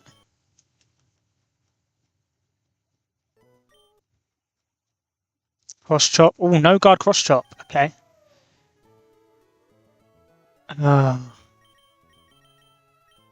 Oh, see, that's cool. It's probably something tantrum that I lose. Because fighting hits the rock and steel types, the bad tantrum hits. Rock hits the fire types, bad tantrum hits. Yeah.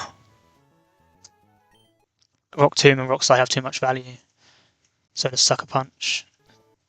Because I don't know if I'm still getting Sucker yet.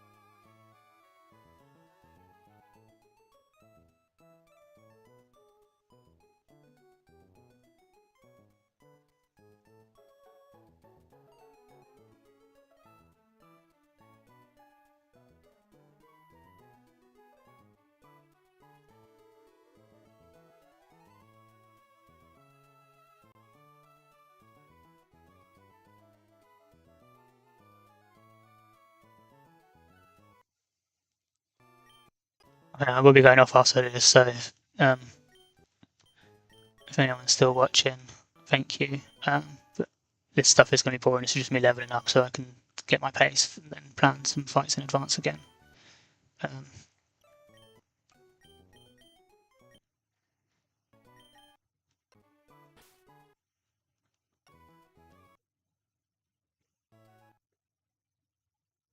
Signal beam, yes, please.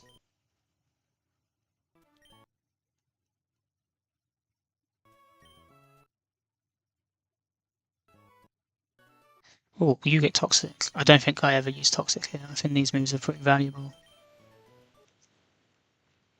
I still have Tentacruel toxic, and I will keep it on Tentacruel.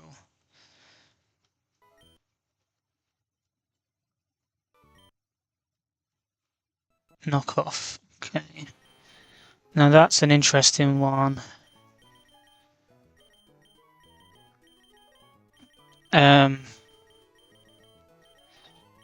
I kind of feel like Venoshock isn't needed. I think if I'm toxic stalling something, I'm toxic stalling it. Like if I'm clicking toxic on something, it's because I don't want to attack it. It's like a Wobbuffet or something stupid. If I'm clicking acid spray, then it's to pick up a second KO, and acid spray into acid spray is going to do just as much as toxic into Venoshock.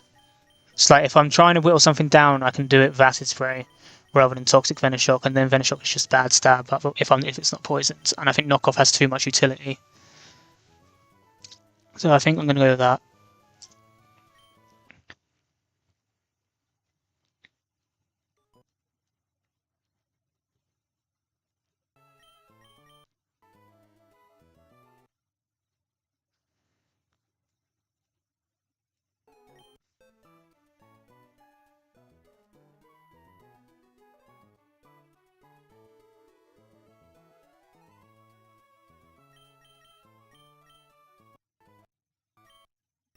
Cloister, let me check decks.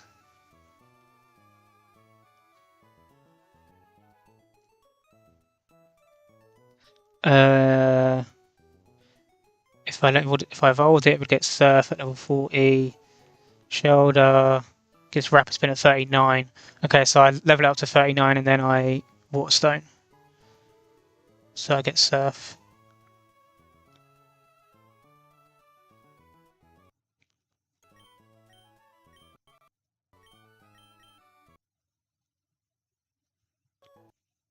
And then I only need to get Seismic Toad out, everything else is leveled. And I'm not going to level up Trapinch in case I want to evolve or don't evolve. I need to check move sets more. Okay, so while I'm looking at Starmie, let me do this. Let me go to Rapid Spin.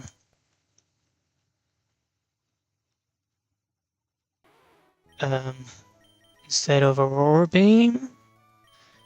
Yeah, I guess so. I don't know if I even need Surf, to be honest.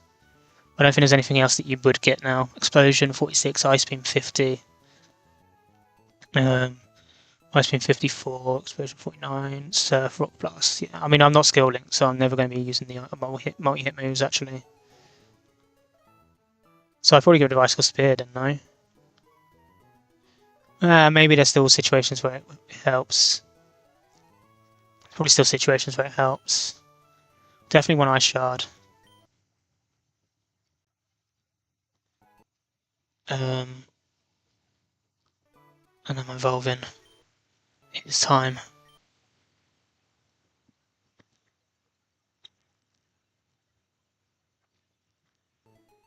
And then I just need to decide if I want Surf. My Cloister it's modest. It has equal attack and special attack, so I probably do want both.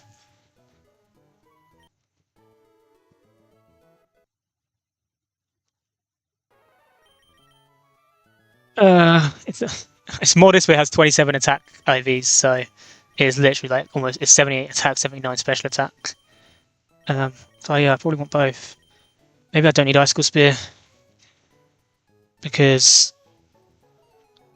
not skill link. I'm Shell Armor. It doesn't flip when you evolve, does it? No. Oh, it's 50-50 and I didn't check. Uh-oh.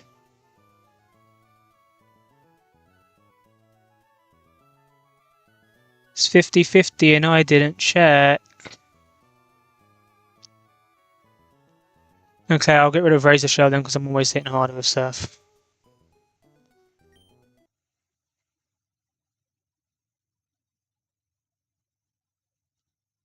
That's annoying.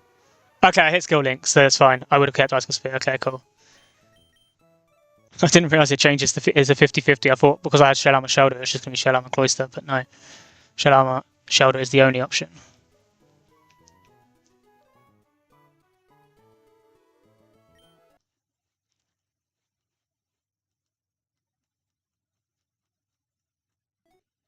Synthesis. Oh, I also have Parasect as a toxic one. I mean, yeah, sure.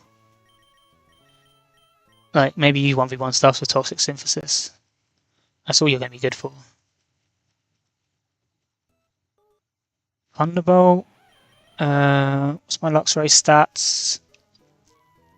It's plus attack. It's got way stronger attack. I don't think I want Thunderbolt. Just compare it against a random mon. Thunderbolt versus Spark on something with the same defense and special defense does exactly the same damage. If I need a special electric type, I'll go for Ampharos. I'd rather have Nuzzle Spark options rather than always having to click Wild Charge.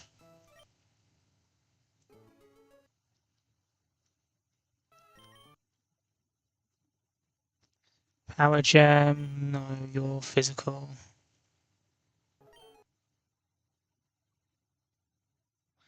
Leaf Storm Carnivine, holy!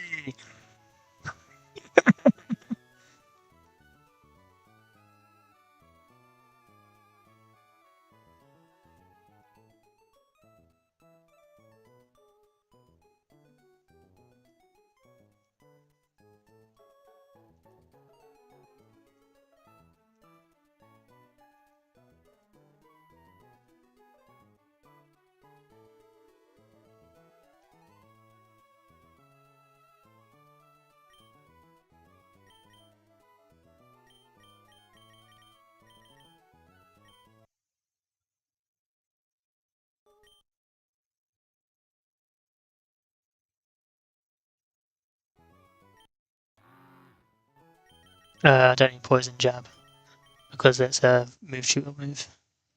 Cool.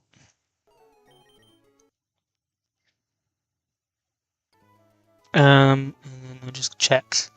Make sure I got Flygon in the calc because I could now have a Flygon.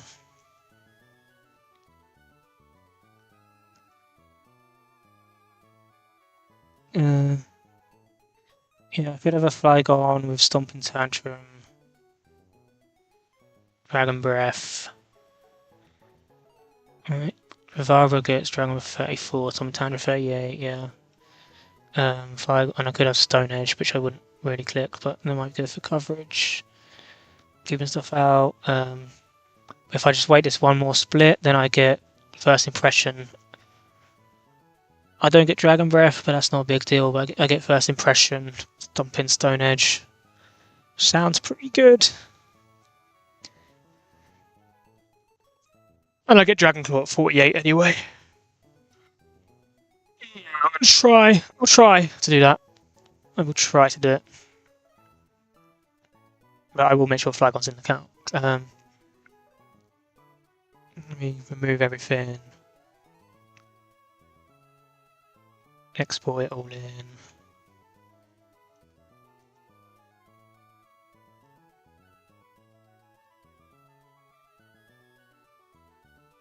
And then export Flygon. Levitate. Side crunch. Bulldoze dig. It'll be stomping. Tantrum.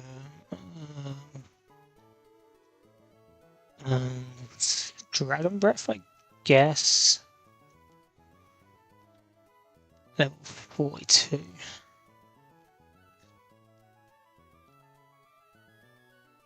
Okay. Fast guy. It's a naive fast guy. Okay. Alright, it's all in the calc.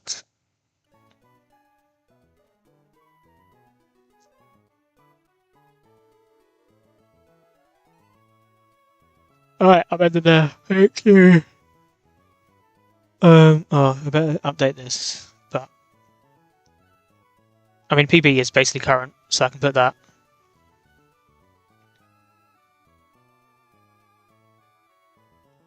And I can update this because I did win this fight last time, but I just reset straight after. I mean, I ran through and beat Brian, but that was more just for the screenshot. It wasn't really the run. Alright. I'm relatively happy with that. I do not think that's a bad outcome. I think that's good. Cool.